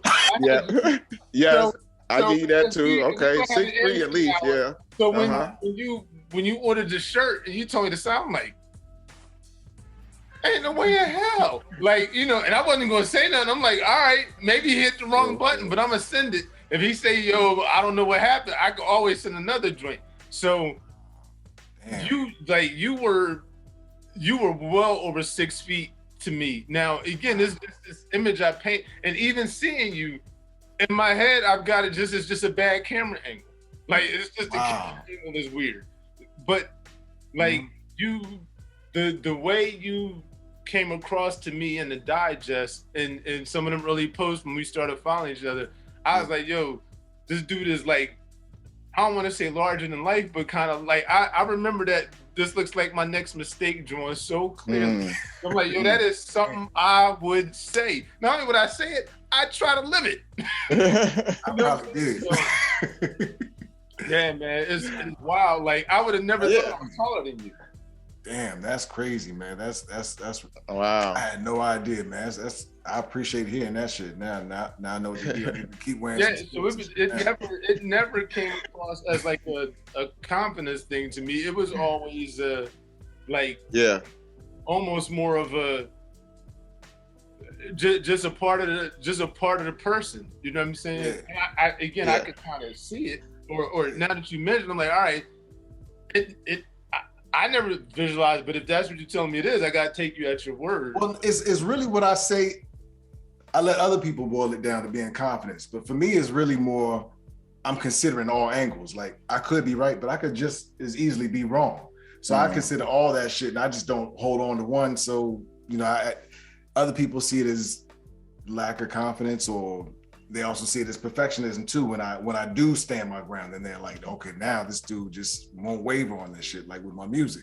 So it goes. Like I love hearing like what the view is from the outside, because I'm still trying to figure out what it is from the inside, man. now those things I could, and again in strange ways, I think I told you that about me. Like I either don't care enough to really care one way or the other, or I'm so entrenched I'm not bugging. But I always say I don't really have a middle ground. I either mess with you or I don't. I love you, I want to kill you. Like, and I'm trying to learn how to kind of find those insights. Great space. You know what I mean? But like if I'm on your team, I rock with you. Like, you know what I mean? If we got to do it, we got to do it. If I disagree, I'm gonna tell you later. But this ain't the time for me to tell you. Like, we gotta go handle whatever it is.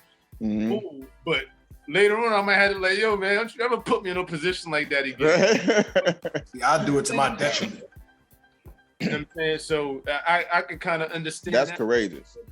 Like, I had some cats, man. We went out, like, I just knew I was going to die this night, yo. Like, everything, I knew I was going to die or I was going to jail. One of those two things was going to happen, and that was not my life at all. Like, I'm not supposed to be here.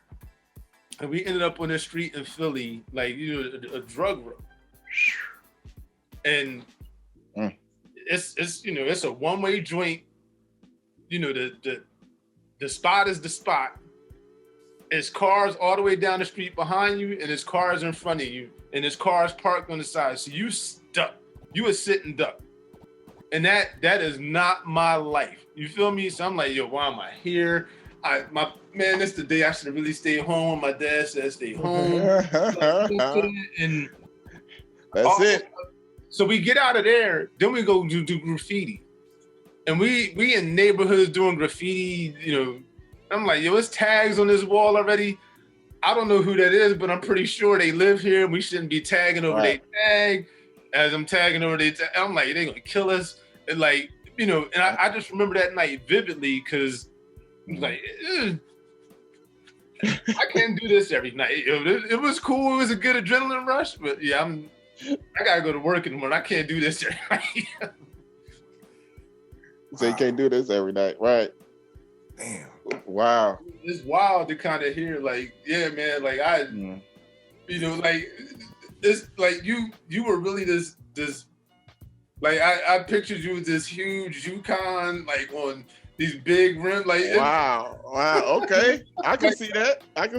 Yo, a Honda Pilot, and I mean, I'm wrong as two left shoes, yo. Like again, even you, like I said about you, Demond, like, you know, I had you pick like mine. I'm like, yo, I gotta get on homie good side. Like, I don't want no problems with that dude. And not saying like, oh, now I know right. You know what I mean? It's like, yo, he human like everybody else. But you was like I said, you was some Capone type figure to me, dog. Especially after one time. I was like, yeah, man.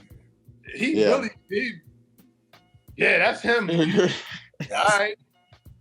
Yeah, I saw that. I don't know what the whole picture I saw, but I was like, yo, you don't fuck around with dude. You don't fuck around with right. And then I'm like, yo, he in Chicago too? Yeah, nah.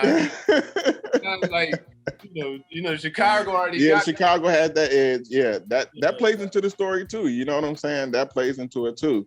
But and this is like a culmination of my homies, kind of like I'm gonna tell the stories for y'all.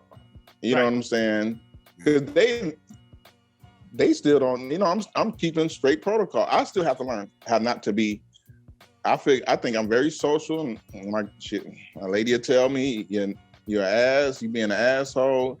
You know the head of security at work. He folds like a chair sometimes. You know what I'm saying? He'll say something behind my back, and I'll just bring it. I'll say, "Oh yeah, I heard that you said." Oh no, and he'll fold up. I'm not challenging, but I am being an asshole at that point because I'm not supposed to bring it up and make the situation uncomfortable. I have to learn how to not everybody is privy to being confident or speaking up for themselves, but these are the things that we're talking about, having confidence to be Black men and talk about it. And like we were saying with E. Green, they argue, but to a point, and they can still love each other.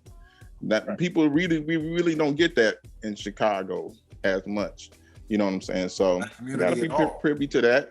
Yes. Yeah, having conversations just between Black men that involve some shit that makes you show some vulnerability is damn near impossible, man. Or has been in the past. It looks like it's changing a lot in a lot of places. Yeah, it's changing. I think it is. Here. It feels like it's happening here. I mean, that's what's happening here, definitely between us, man. I hope that shit is happening in a whole lot of other places, man. But that's the inspiration I think that you have. I would have thought you would have been most confident with the visuals. How good the visuals are at this point. You know what I'm saying? Yo, when she said something about it last week, I was like, that's amazing. Nice looking. I didn't even know that it was being paid. I mean, when she said it last week, it meant a lot to me. So that's amazing. Yeah. Amazing. Something to give ourselves credit for. Yeah, man. You know what I'm saying? Show we all got to do better at affirming each other, man. Mm-hmm. And out for each other. That's another one of the motivators for creating spaces like this, is to give people those affirmations that we don't normally get because of how things are set up now. Especially if people are looking at things like social media for affirmation. People who literally do that shit, man. Yeah. What do we think about MidSkoOl's great space? Is that something you had on your mind? Well, that was a segment I put in an episode we had a while back, and gray space is what I was calling the thing that she and I are talking about starting. Okay. All right. You know, people to just come and kind of vent this unrecorded. We don't want to put, we want people to be able to just really dump their real shit. But, just a few people at a time, because we're not counselors, we're not professional with it. But I mean, it just helps to have somebody be able to listen, to be able to talk, man. Because I feel like this shit that's been happening here has been helping me a lot, man. And I'm like, yo, maybe we can do something like this that's off the air for a few people that we really fuck with, that I know are going through some shit. Or have been going through some shit. Yes. So yes. When I got to the pinnacle of like neuroscience, and you had to sign the Hippocratical oath or whatever that is, and I wouldn't sign it. My immediate thought was like, I live. It's kind of like now it's like a project, but it was kind of like projects, and then a good, okay place just as big. But I remember thinking to myself, like, he's like, you need to sign this now, and then you'll get your internship. And I was like, man, I just don't know. I got the knowledge. Like, a lot of my people don't know what's going on up here. You know what I'm saying? I was like, at the time, my mother had MS, and I was really going to neuroscience to kind of learn, like, maybe a cure for MS. They got thank you very much. But it turns out she didn't have MS. You know what? That's a sidebar. Tell your women and your ladies, carrying a purse. She carried a purse for 40 years, and where she carried a purse, she got a pinched nerve that's so deep from all these years. It's so deep that you can either have an operation to take that knot out, or it have to take a lot of painful massaging. That's just a sidebar. But these are the things that, you know what I'm saying, that I know that can be done, but they'll tell her she has MS. That's why I wouldn't sign that Hippocratical oath or whatever it is and shit. But that's why I kind of like, okay, my people need to learn how to deal with. So I kind of poured that into my son a little bit, and poured that into my little cousins and stuff like that. You know what I'm saying? But yeah, it is a process. I think it's more like, even with beats, like right now, like I know with these features and doing stuff with like doing reels and stuff like that, I'm pulling a lot of these cats in, these producers in to bring some of these tracks to One to Dial, because y'all not gonna reach out to One to Dial. You know what I'm saying? Because just like you say, you see the Capone figure in me, we see the Batman in you. Like once we kind of create a bridge, people they flood it. You're like, man, I got a project coming out, man. If you can do this, and I say, okay, that's good. If you can do this, we can, and it's all love. They not charging, even though they got their website and all this other stuff. The lady on Spotify, she paying, and she's on Fiverr. She's a grassroots fans at this point. And I think that's what we kind of break in the mold with being older. Because I did hear you say that, Shy, like, man, what would have happened if we got on earlier? I think about that all the time too. You know, like 23, if I got signed and did this and did that, but at the same time, you know what I'm saying? It wouldn't have been right for us. Yeah. I remember reading the Quran at one point, and it was like, it said something about, if you're writing at this point, it was the way I interpret it is, I shouldn't be reading the Quran and writing stories about my life. I shouldn't be reading the Quran and writing raps. I shouldn't be reading the Quran and going out trying to see if that scripture work. I don't pray to go get a fortune. I don't pray for health. I eat healthy. You know what I'm saying? And that's how I spent like 4 years studying. Studying. You know what I'm saying? And one thing I do give you a lot of credit for, Shy, you know you're not going back to that corporate world. That's a firm decision. I think that's the confidence that we all see. You know what I'm saying? We appreciate that. That is a very formidable position that a lot of us are afraid. I'm afraid to take that. Yeah. I'm afraid to take that. I was too, man. If I could tell my story, I still gotta. Go ahead. I still gotta get a piece of that part figured out because there may be a legal part to it still. Okay. But I hear you. I had an experience in corporate America that right after the divorce, I said, yo, that's giving somebody else too much power over my destiny, man. And I was right. Like I said, it was a whole bunch of things. It was the divorce and a whole bunch of other shit falling apart in the personal life, and then the job shit going on at the same time. That was the time I was, like I said, right after that, I was hitting going through about a fifth of vodka about every 2 days. It was just all that shit was hitting all at once. And I'm like, yo, in order for me to never go back there, I got to take control of this shit. I can't keep I gave up on myself back in my 20s because I didn't believe in myself, and I did what I was prescribed and told to do, and that shit led me to becoming almost going crazy. I went and got into a marriage I knew I wasn't right for. I went and did a whole bunch of jobs I knew weren't really in my heart, and that shit led me to a life that I was fucking miserable at. I'm like, yo, I got one time to go on this motherfucking earth, and look at what I've done with 47 years. Before 47. But 46 years, I was like, I fucking feel like I've wasted all this shit because I've been broken and shit. Let me just decide what the fuck I want and go the fuck for it and figure it out day by day. And it's not, it may be fear more than it is confidence. Fear of going back to that shit and having that shit happen again. So it's like, I've done that before. The only thing I haven't done is believe in myself and fucking push. So and y'all have been the only thing that have been, there are times I'm wavering. Dude, I'm down to my last $3,000 right now. I don't know what the fuck is my next check's coming from. So like E said, he almost hit his rock bottom. I'm close to mine, but fuck it. I don't care. I'm gonna find it somewhere, man. There's too much. Y'all have been the confirmation. Yanni's been the confirmation. There've been so many things that have been the confirmation that, dude, if you just keep pushing and keep believing, shit is gonna fucking happen.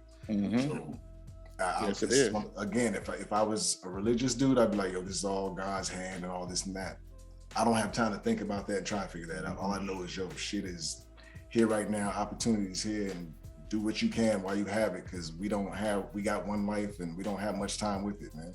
My Lord, my inspiration, Lord, he was 27 when he died in a car accident. That shit. He was the most brilliant mind, the most brilliant human being I've ever met. And he was a lot like you, Damon. He was well learned, genius in so many different areas. And all he did was share that knowledge. All he did was teach. And he brought people along. He saw, things in people, and he encouraged those things in people until people brought those things out of themselves and became the best at what they could be. And then he would invite you to come test him. He would spar with you. So he was the most, seeing what he did, and then for me to go into corporate America and just kind of give up and go get married and just kind of give up. I felt like I was spitting on his grave all these years. And then for me not to continue the music thing, I feel like we were spitting on his fucking grave that whole time. So it disgusted me really my whole life that I was, I went from being with the most amazing MC and producer I'd ever met to being a cog in a machine and not even letting motherfuckers know that I made music. So yeah, it's just a whole lot of just looking back and seeing things that I can call regrets. I'm not going to get into whether we should have regrets or not, because I'm not done having that conversation with myself. But I got a whole bunch of things that right now I still call regrets, and I don't want to keep making them, man. So it's not confidence, it's fear. Not for all that. Thank you for letting me get that shit out, man, because it means a lot to be able to get that shit out, man. No problem, brother. No problem at all. Glad to hear. That's definitely going to be in the clip, right? That's definitely going to be in the clip, right? That's like something that's going to move people. That's going to move right there. I don't know how that you said the 3,000 and that's what's there, and you're moving, and you're not sure what is happening, but you're gonna keep going. You don't know, like I feel you right there. Like so many ways, I feel you right there. But like you said, like is an energy there, and it's an opportunity, and you got good souls around here, and the space that's just like you pushing each other. I'm hearing the music. I told you, I heard some of those songs. I'm like, oh, it's like that. All right. Well, hold on. All right, let me see what's going on right here a second. And then I was like, all right, I did a little something, and they're like, all right. When I heard it up, I'm like, all right, come on now. All right, let me jump in that pot. So I feel that inspiration right there. So what you're saying is very inspiring as well. And also I just want to comment that, hearing about that 3-piece right there, that 3,000 right there, and whatever it might mean or might not mean. I really feel like, in terms of what we've been talking about with the NFTs and all that, I really want to, move harder on that. Yeah. I'm also right now going through like similar with academia. So I had the dream to like just get a PhD literally in hip hop, like, and just do it the hip hop way. And people are like, what are you doing? It's not the way to go. It's similar to this. Like I want to do hip hip-hop. Just the way everybody else is doing hip-hop. But I want to do that in that. I never mentioned, but African-American male professors are less than 1% in this country. It's so difficult. We're less than 1% in this country. Wow. It might be 2. I'm not sure if it's 2, but I think it's like 1 or 2%. And everywhere I go, there's no other brothers there. So, I'm still representing hip hop. I want to just say, Pitchfork, what you're saying is inspirational, man. And with the NFT stuff, I'm there with you. I want to build on it. I want to, it would be it would not be cool that finances, economic capital would be something that would not allow us to fully grow to its fruition. That would be horrible. So I'm here. I'm doing my best. I'm going through a lot of personal stuff too, and it's academic and work and I'm a teacher I'm a teacher, I'm a professor in this COVID. You hear the news how it is, and there's a lot of stuff. Worry about you, man. But I'm there, and I definitely want to do what I can to get that money thrown your way through grants, as we talked about NFTs and so on and the like. Demand that song. I talked to Pitchfork about it before. It's like I said, wow, that was cool. That mixing, I'm rambling now, but it's cool. And the mixing was dope, and I just like, damn, that was whoever mixed that, you gotta keep mixing that, because that was right there. And if I can get the lyrics for that single after that. After you said that, I told what I said to Sheet. I was like, yo, MidSkoOl was he telling me that he loved the mix. And I already knew I loved the mix. So hearing you say it was my affirmation that we needed to keep the change to the same engineer. So that's what we did there too, man. So I'm glad you're saying that again. Yeah, man. Keep that same energy right there. And like you say you want the lyrics? I get the lyrics. So I want to work on something. I did the dim sum script. I wrote it up, and at first thought it'll be crazy difficult, but it was much more just a creative burst of energy than I thought it would be. So, and then the energy from that tune that you did, I want to build on that and work on the script and do the thing. So, just if you get a chance, I want to do that. I'm tagging that along to what I said before about the NFTs, because I don't know, you could do something with it. Like a little video with the comic, the video, and this, and I just throw it your way. Pitchfork always got like the good analysis of how to do this. It's like, yo, 15% there, and do that, and put a contract there, and just flip it like there. We do half over there with a beta, and then we're gonna do a omega and an alpha tron button. And it's like, yo, I don't know what you said, but I feel it. It makes sense on some level. I'm with it. I don't know what he's saying, but it just flow. So I make that. I'm gonna hear what he say, and then we're gonna do something, and just like maybe you can get that thing going. I feel like I can contribute a little bit, or maybe we get that one thing popping, and people are like, oh, and then more and more. I just want to say, when you said that 3 bills right there, and near the end of the fountain, the water, I feel that, and I want to contribute to that. The gray space is powerful. Everybody here is powerful. Earlier, those flowers being thrown around, that was powerful. Another tangent, I want to make a song called Flowers But I don't know if it's a thing or not a thing, but a toxic masculinity, I'm aware of it, and for me, it's a thing that it is a thing, and I understand that men have had power for so long in this world. Now people, this is a balance. After 10, 20,000 years of men just being able to run things, the patriarchy, people on the other side now got their balance. So now it's like that. Anyway, point being, I'm aware of that. The flowers, I want to make a song called Flowers, but I don't, but I do. And just seeing what you did and the respect given to Damon and back to you, and it was just organic, but it was real. Like I could feel it, and where you came from, that was powerful. I just rambled, but that's what it was. Shit, you got it all heard, brother. I'll say this first off, man. We need a MidSkoOl ep so we can kind of get his kind of story. Yes. I know you don't think you getting off without yours. I know you feel and I have had to do it yet, Sha, but you didn't really slide under the radar, fam. I know you might have thought you did, so we need to get your joint done too. But I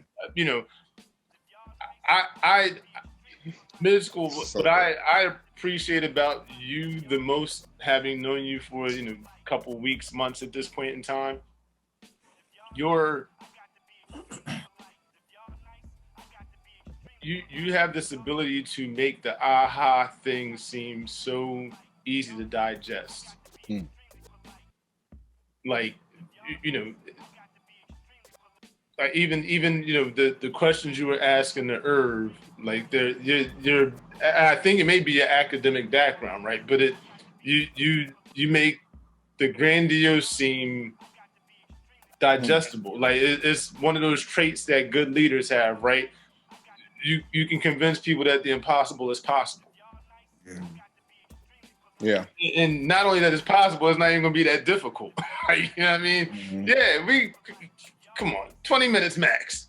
All right, well, I got 20 minutes. You know what I'm saying? So like I admire that about you, and I try to keep that in mind when I'm looking at stuff. Like I was saying earlier, you put something in me.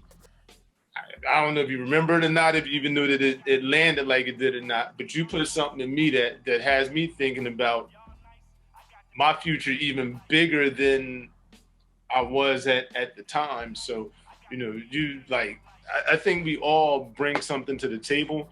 But yeah, y'all are, word up, like, definitely, like I MidSkoOl, I didn't have a preconceived about you because I met you through this, but like I was saying about Damon and Sha, like both of them. And I it's funny because I'm always like, dang, I was so damn wrong.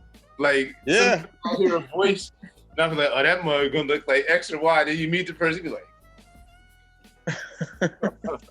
how was I that off? You know what I'm saying? I thought Pitchfork was like 6'5" also. I don't know me too. At least 6'3". I was going 6'3", 6'2". Yo, it's fun, like, man, and I remember like even the way you would comment in the digest on some stuff. I'm like, yo, like he commands the room. Like he comes in, I'm like, all right, well, whatever he said, let's do it. It's wild, man. Like, I feel like I'm throwing pebbles I feel like I'm throwing grains of sand in a desert in the digest. Right. I feel like nothing's being heard in there. That's crazy. All this is crazy to me, man. I've never. I think you are 6'5", man. That's your other nickname, 6'5". 6'5". Oh, that's funny, that's the joint. That's the joint. That is the joint. Appreciate that shit. 6'5". What? That's the joint. To me, I feel like nobody even notices me in the room. I feel like I'm under the radar. I feel like I'm the roaches when the lights turn off, man. That's how you want to be received. I think that's where the power is in kind of like Erv was saying, like, and that's not the first time I heard Erv say that about wanting to be the man behind the scene, making all the connections. And like, I think, even when we talk outside of this, you know what I mean? Like, I think your comfort is in making it happen without people knowing you made it happen, which is admirable, but don't I'm almost about to give you the same Tobias speech, but don't sell your contribution short. You know what I'm saying? Because you made it look easy don't mean it was easy. Right. And then also I wanted to say, like, I think it was Damon that mentioned earlier, sometimes, I'm not sure when to dial or Damon, but talking about sometimes just don't speak. Somebody said don't speak. It reminds me of education that when sometimes you're teaching, you're like, okay, you have a question for a student and you're waiting for the answer and you don't get it, you move on, or you get frustrated, or you're like, what's up? Or you're not listening, pay attention. Sometimes people just need time to process.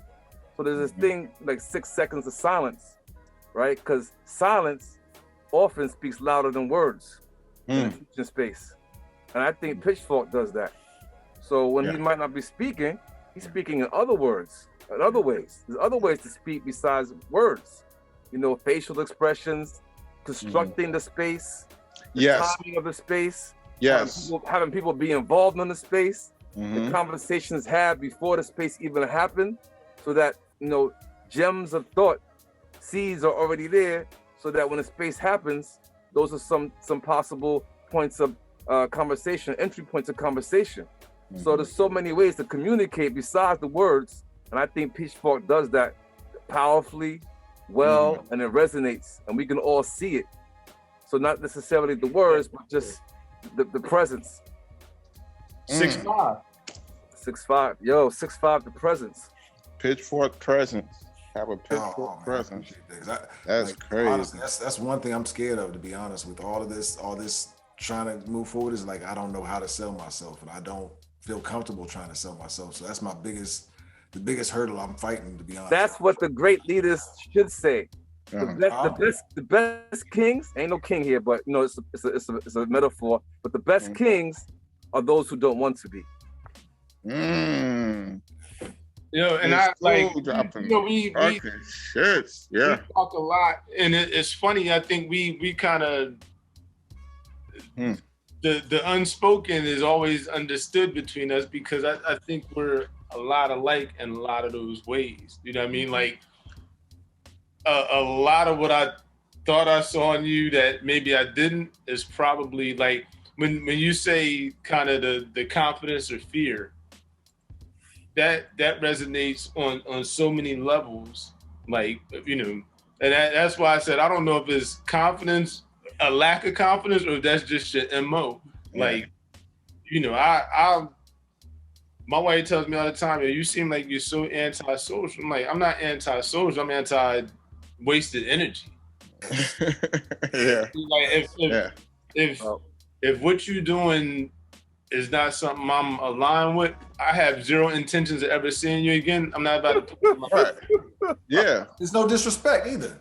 It's not. I don't mean I love you, but I gotta love you from afar. This might actually be the ultimate amount of level of respect I can show you, because what I really want to say to you is not going to go well. That's right. This is really me being respectful. Yeah. You know what I mean? So, again, when you ask about toxic masculinity, I don't know if that's a toxic masculinity as much as it may be a semi-toxic character trait that I have. But I don't think that's toxic at all. I think that's positive. And that's very positive. I was just thinking the same thing. Is positivity and toxicity look a lot alike depending on the lens. Depending on the day. Confidence and arrogance can look a lot alike. So right. I feel what I mean by that, like you were saying the unwritten communication. Like my wife tells me all the time, like, I don't think you know what your face is saying. Oh, I know exactly what it's saying. I put it there. I know exactly what it's saying, but it doesn't always need to be said. That toxic masculinity could be a defense mechanism. A lot of times it is. It absolutely is.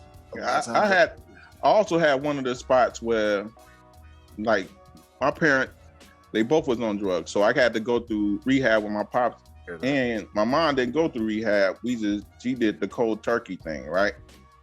But so by the time I come of age, I didn't have to go in the street to smoke. I can smoke at home. So now my friends can come over and smoke. So one, you know, and then my place became the smoke spot. But at some point, people would come over and smoke and not say nothing. Sit there and talk about, you know, beer bottles and I looked up one day, I'm like, damn, I'm in here with a bunch of fucking idiots because you're not using the medicine. Now, okay, come get the medicine and get the fuck on, because you're not using it for go party with girls and smoke with girls and act stupid. You think this shit is just a motherfucking party drug, but it's actually a healing. I sit here and smoke 2 or 3, you know what I'm saying, and still be healing, knowing that I'm thinking about the future. I'm thinking about this. I'm thinking about what I got to do. You know what I'm saying? MidSkoOl gave me an idea for a song. I got the battle. You know what I'm saying? It's supposed to try to, like he was saying, shift those things in your head around. I don't even smoke with cats. I got one dude I probably smoke with. That's the other Damon. I got another friend named Damon. Damon, my lady, family. Outside of that, nah, you can. I'll let you roll your own. Yanni's the only one I puff with. Otherwise, all my J's are to the head. I'll give you some and let you roll your own, but I don't. Yes. I don't share J's with nobody. Right, nobody. Like and even that's still respectful. You get a whole blunt. Yeah. Now the challenge is to sit here and smoke with me, because we gonna talk. And now my homies don't want to talk. Cause man, D, you always on that bullshit. You know what I'm saying? I'm on bullshit because I'm telling you to clean your shit up. Stop going to jail, motherfucker. No, I ain't got no job. You know, no, do something. No, I don't have $10. Stop coming around. Stop saying I'm your only friend. I'm not your only friend. You know what I'm saying? So this is where it comes from. And I think that toxic masculinity is men that are defeated, that didn't bounce back from love. You know what I'm saying? I got an uncle. I said my uncle, my last real uncle just passed on my mother's side. But I got Puerto Rican uncles that's and is out there. You know what I'm saying? He's really out there. That's the last uncle in Chicago, really kind of like right now. And he's defeated. You know what I'm saying? Totally on meds, totally with the system, afraid to get a job, you know what I'm saying? And I'll tell you defeated, and he knows he's defeated, and he's toxic because now he's gonna tell you, don't trust women. Hey man, what if I hook you up with an old girl? Nah, I ain't hooking up with an old girl. All she gonna do is dump me. Damn. Okay, but you'll spend your check to go get something, get a hot piece, but you ain't gonna make the commitment to a woman. You defeated. So as much as I love you, I gotta see you from a distance. Now you're excommunicated, and the dealing with toxic masculinity for us, I just try to get it away from me, because I think that's probably more toxic to our masculinity, or to a weak masculinity, or to a young masculinity. And like I said, I feel very fortunate. I don't have that. Yeah. I don't have that experience. Like I don't. But I always wonder, like, you know, what had to be so. What was it that broke that person to that point where they almost don't care about themselves enough? A woman can do it. A woman can do it. Man. I'm sure. I done been through it, and then went the total opposite way. Like, you know what? I'm smashing everything moving. Like, you know, now not to the same level as where I didn't, you know, I wasn't on some old, you know, F the world, but, you know, and I had to realize that wasn't really the answer either. But, you know, even outside of women, is it always women? You know, but what, you know, and again, I hope I don't ever have to find out. But, you know, I always like, I look at those people and I try not to judge, because I don't know what it was that got them there. I feel bad for the relationships, especially if there are children involved, because But you got sense. You're a protector. You're a healer. You're a protector. Almost to a fault. Right. Almost to a fault. But that can never be a fault. We all got that. Depending on how. It can. Right. But you know that personally, because we're not as extensive in that. Right. I get you. My brother told me, he's like, you feel like you got to do everybody, man. That shit landed with me. I was like, wow. My sister called me Cap and Save a Hoe, so I got it. That's exactly what he was getting at too. That's exactly behind my back. I had to hear it from somebody else. Oh no, she was bad, man. Yeah. I give everybody the benefit of the doubt until I mean, I heard one of my stepsisters say, "Well, he'll do to give you the shirt off your back," and I was like, "Ah, that's cute. I appreciate that." Until I actually did that shit one day, I was like, "Oh fuck." Wow. I really will fucking give anything because I don't know why. I don't know what the fuck it is, but I get that shit, man. I think all of us have a piece of that in us. Like Damon, you talk about how you keep some certain people around you that kind of you feel like maybe be a weight or may make things a little hard to navigate in life because of how you love them and how you care about people. And same with you, what you were just saying. Everybody will kind of accept more than we will put on ourselves in positions where we can easily be the victim of somebody else's. Wow. Lack of consideration. Yeah. Yes.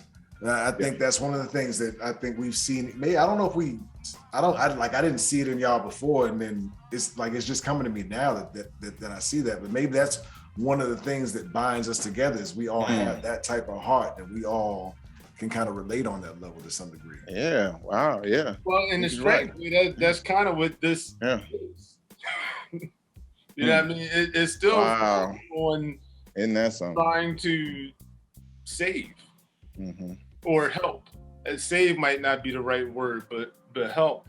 And in its purest form, help is really being willing to risk yourself for something else. You know what I mean? You could break it down and get more philosophical about it, but if I'm going to help you and you're drowning, you could easily pull me in, and what are we drowning together?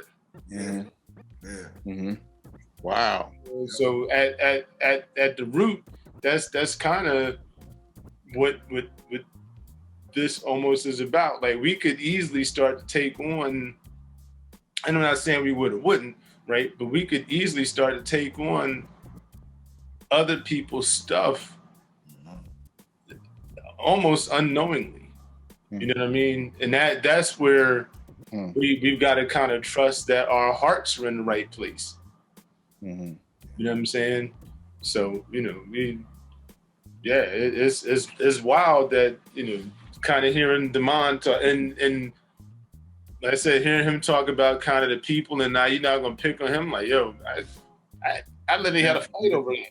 You know wait, can I ask you, were you a comic book head? No, not at all. Not at all. And that's the funny, like when I listen to y'all talk, I'm like, like, you know, like the Batman Bruce Wayne, I'm like, I'm gonna have to take their word for it. Like, you know what I'm saying?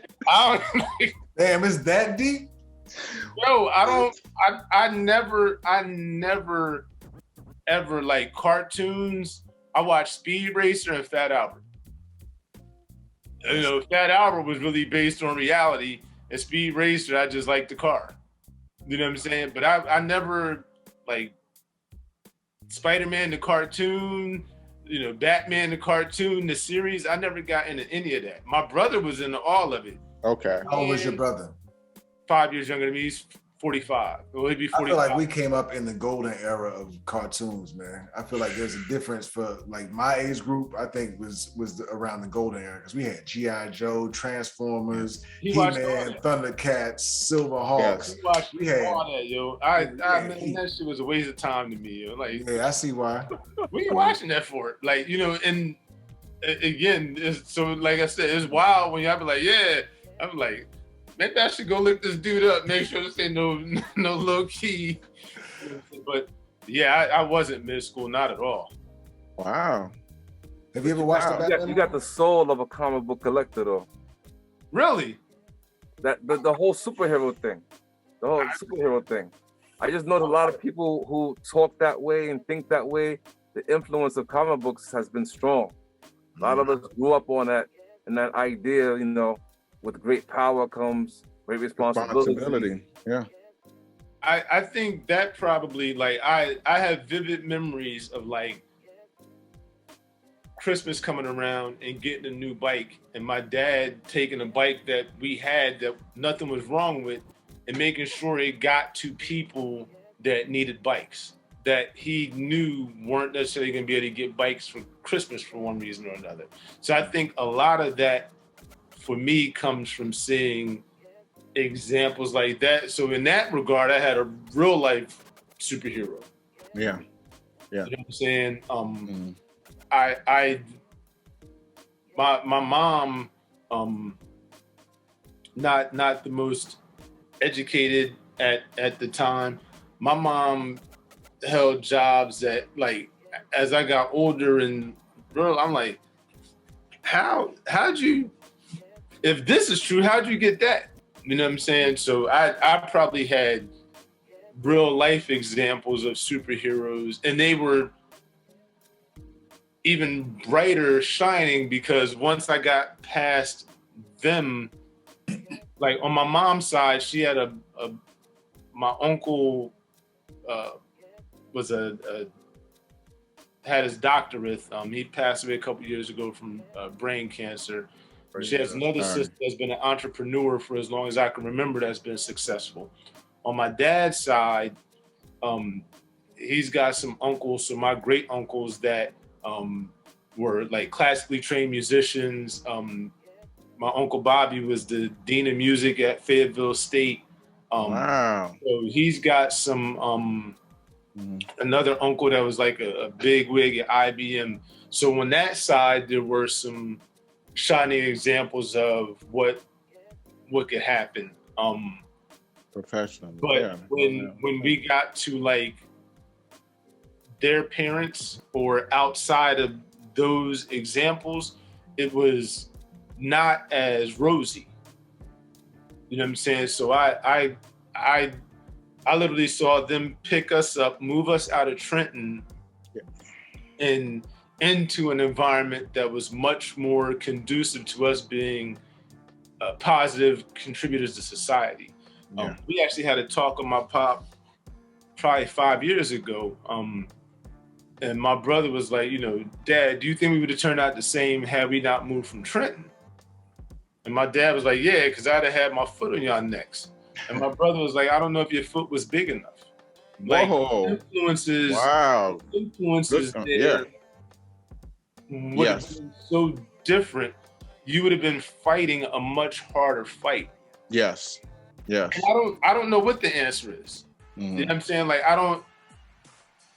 want to believe that I had a good enough head on my shoulders that I still wouldn't have went down. Like the dude I hit in the head with the bat, his brother, I think, is still locked up from robbing bank. They had the biggest string of bank robberies, I think, in New Jersey history in like the early 2000s. Like they was knocking off banks left and right. And when my dad told me who did it, I was like, you couldn't have told me when we was younger that he was going to be the problem. You know what I'm saying? Wow. But that, again, those were my neighbors. Right. Like right next door. Yeah. So that influence would have been there unless we moved. You know, so it's hard to say one way or the other. You know, I don't know, but that was a discussion we had.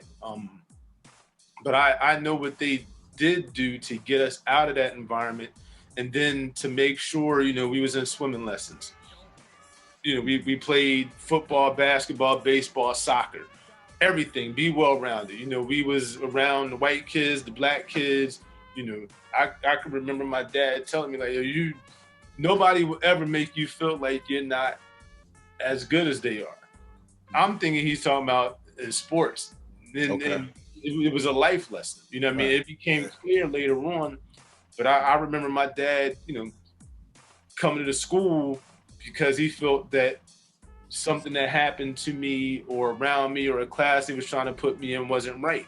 And then he was telling a story about how he got railroaded into these classes that weren't preparing him for the future.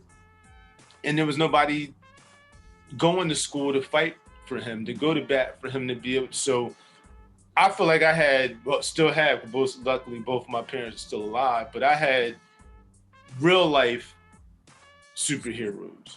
You know what I'm saying? So, you know, and I feel like my parents were both excellent parents, but I'm not a lady. So my father, my goal was to always be at least as good a father as he was. And his thing was, you're going to be a better father than I am. You know what I'm saying? So, that's right. Yeah, so I think that's where a lot of that stuff probably came from. Is I just looked at that, and then also being older, I think I got a bit of older sibling syndrome too. Yeah, yeah. Once you said your brother was 5 years old, 5 years younger than you. Yeah, I can see that. I can see that. Right. There's a sense of urgency there, a sense of responsibility off the top. Even when it ain't mine to own. Yeah. Right. You can absorb it.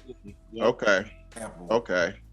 It was kind of like what E was saying. E Green was saying, once his son got older, he can kind of see like the kids are older now. What am I gonna do for myself? And I said to myself, I said, dang, I gotta stop hanging with my son. You know, because now I'm hanging with him. He's his individual self. Now he's 18 and he don't want to hang out with Pops no more on the weekend and stuff like that. So I'm like, damn, I'm doing myself. So I'm like, you know what? And that's what I always wrote rhymes and all that stuff. I'm like, man, I'm just gonna start going to the studio. Let's go. And then once let's go turn into I'm going, like I was saying, people come to the studio and it's kind of like, man, you got something here. I always knew that I love music and hip hop, but that's when I kind of poured all into there. You know what I'm saying? And one thing led to another, and I think that's where it kind of all took off at. You know what I'm saying? I ain't trying to. So that's crazy. I made a lot of music, yo. One More is one of the. That's my favorite. It's one of the most well crafted songs I've ever heard, yo. And it had, to me, it has all the elements you need. Like, I'm like, yo, everybody needs to hear this song.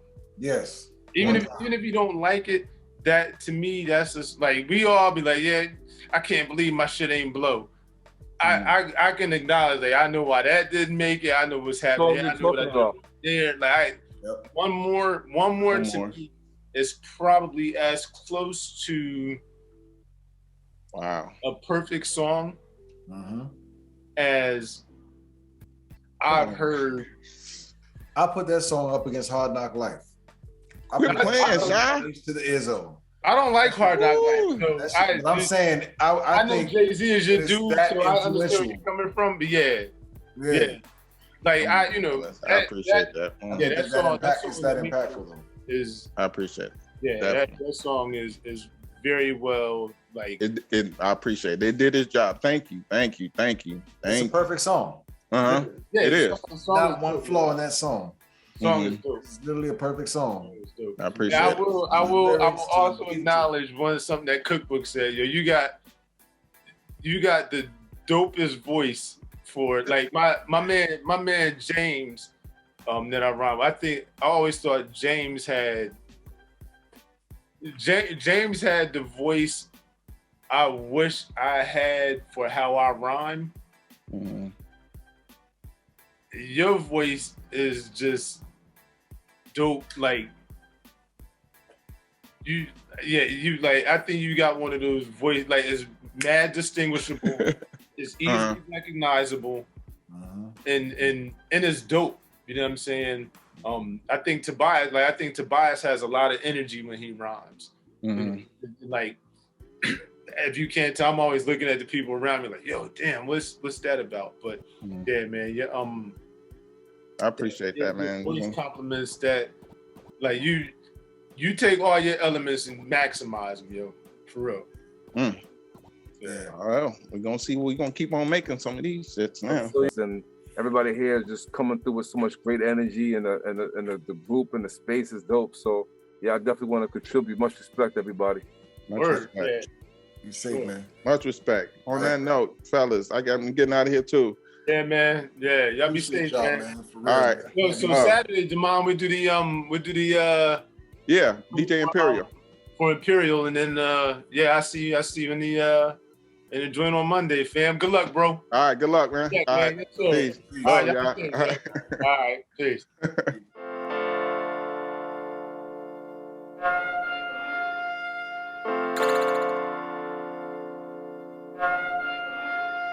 Boom, my people. Once again, we are back. Your boy, the most fabulous T-Bear 183, talking about them joints with dope replay value or high replay value. Joints we've been listening to over and over and over and over again. We can't get it out of rotation. This one, a newer one. Newer cut just came out 2021 by your boys. Boom. Tall black guy and Ozay Moore of Process and Progression. This joint right here. Ooh, with the gatefold. It's so pretty. Look at that. Look at that. You got to love it. You got to love when people put things on wax. Man. First of all, tall black guy. This brother's one hell of a producer. Something about cats to come out of Detroit. He another Detroit native. One hell of a producer, man. I mean, man. I know him and oh wow, what is it? Zoe. Him and Zoe got a project out. I've been peeping. And then it's like Tall Black Guy's one of them cats I knew about him. I done caught his production on a couple things. I know he's been working with a few Chicago cats. And you know, but I hadn't really checked for him. Not until that project he did with Zoe, and I don't even really remember how I found out about that. But you know, I don't have a physical of that one. I might talk about that one later because that is another dope album I keep on rotation. Good replay value. But let's talk about this one. Tall black guy, Ozay Moore of Process and Progression. What they did, first of all, I never even heard of Ozay Moore, and I really need to go and dig around and get into this brother's stuff. I mean, his voice, it's like he reminds me of a few people with his voice, and I can't really quite place it all. You know, it's like a little bit of Taiwan Davis with a little bit of somebody else. My mind is blanking right now, but dope stuff. You could tell, you know, he's an educated brother. Matter of fact, I think he deals with education, if I'm not mistaken. I could be wrong, but whatever for that. What they've done with this, they've taken, and I'ma steal a term that the brother King Doctor always says. Shoot, now I didn't forget his doggone term. Doggone. But it's like future progressive or something like that. Anyway, and I'm butchering that. Sorry, King. But they find a way to bring it back to traditional boom bap without being completely old school with it.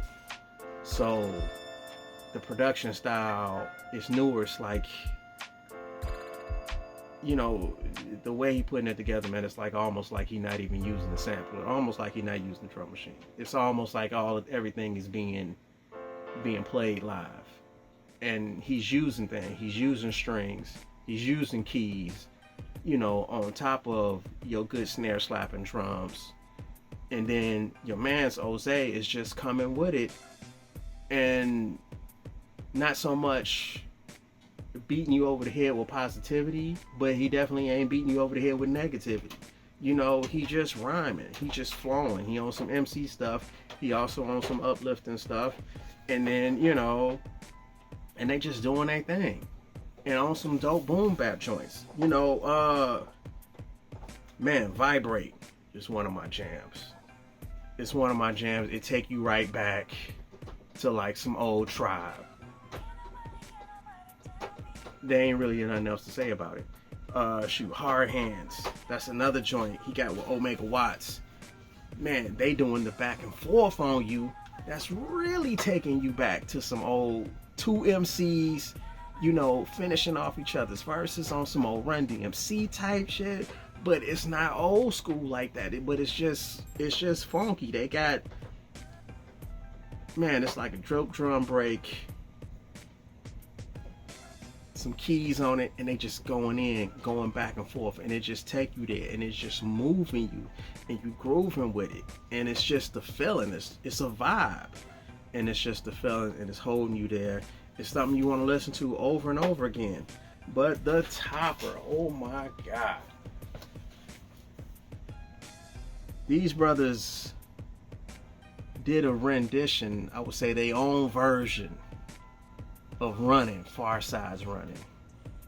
So it's not quite, you can't say it's a remake. You can't really say they used the same sample that Dilla used. Rest in peace to my man Dilla. But it's a remake, or not quite a remake, a rendition inspired by, let's say that. But man, the keys, when the piano keys come in, then they got the sister, what's the sister name? Malaya. When the sister starts singing Can't Keep Running Away, man, you damn near start crying. And that motherfucker just hits so hard and so smooth. And this is a must have. I tell everybody, this joint right here, must have. If you can find it on wax. This one just so happens to be the Coke bottle clear, is what they called it. I didn't even order this one. I ordered the black one. They ran out of black. The brothers hit me up and was like, you want one of the Coke bottle clear ones? Man, I'm gonna take it because I want the physical. This is just that dope that I had to have it. So I'm telling you, cop this one. If you can find the physical, get you a physical. If you can't, they on Bandcamp. Get the MP3 album. They probably got it on Amazon Music. I'm pretty sure it's streaming. You need to get this joint here. Check out other projects by Ozay more. Definitely check out other projects by Tall Black Guy. Tall Black Guy, I see now he gonna be on the list of people that I'm gonna be checking for all the time. But this joint here stays in rotation right now. I'm listening to this album at least once a week. So there you go. This joint is hot, tight, everything. It's a gem. Since we ain't using the fire emojis no more, but this one's worth the fire emoji. But it's a gem. So y'all need to scoop this one right here. Later.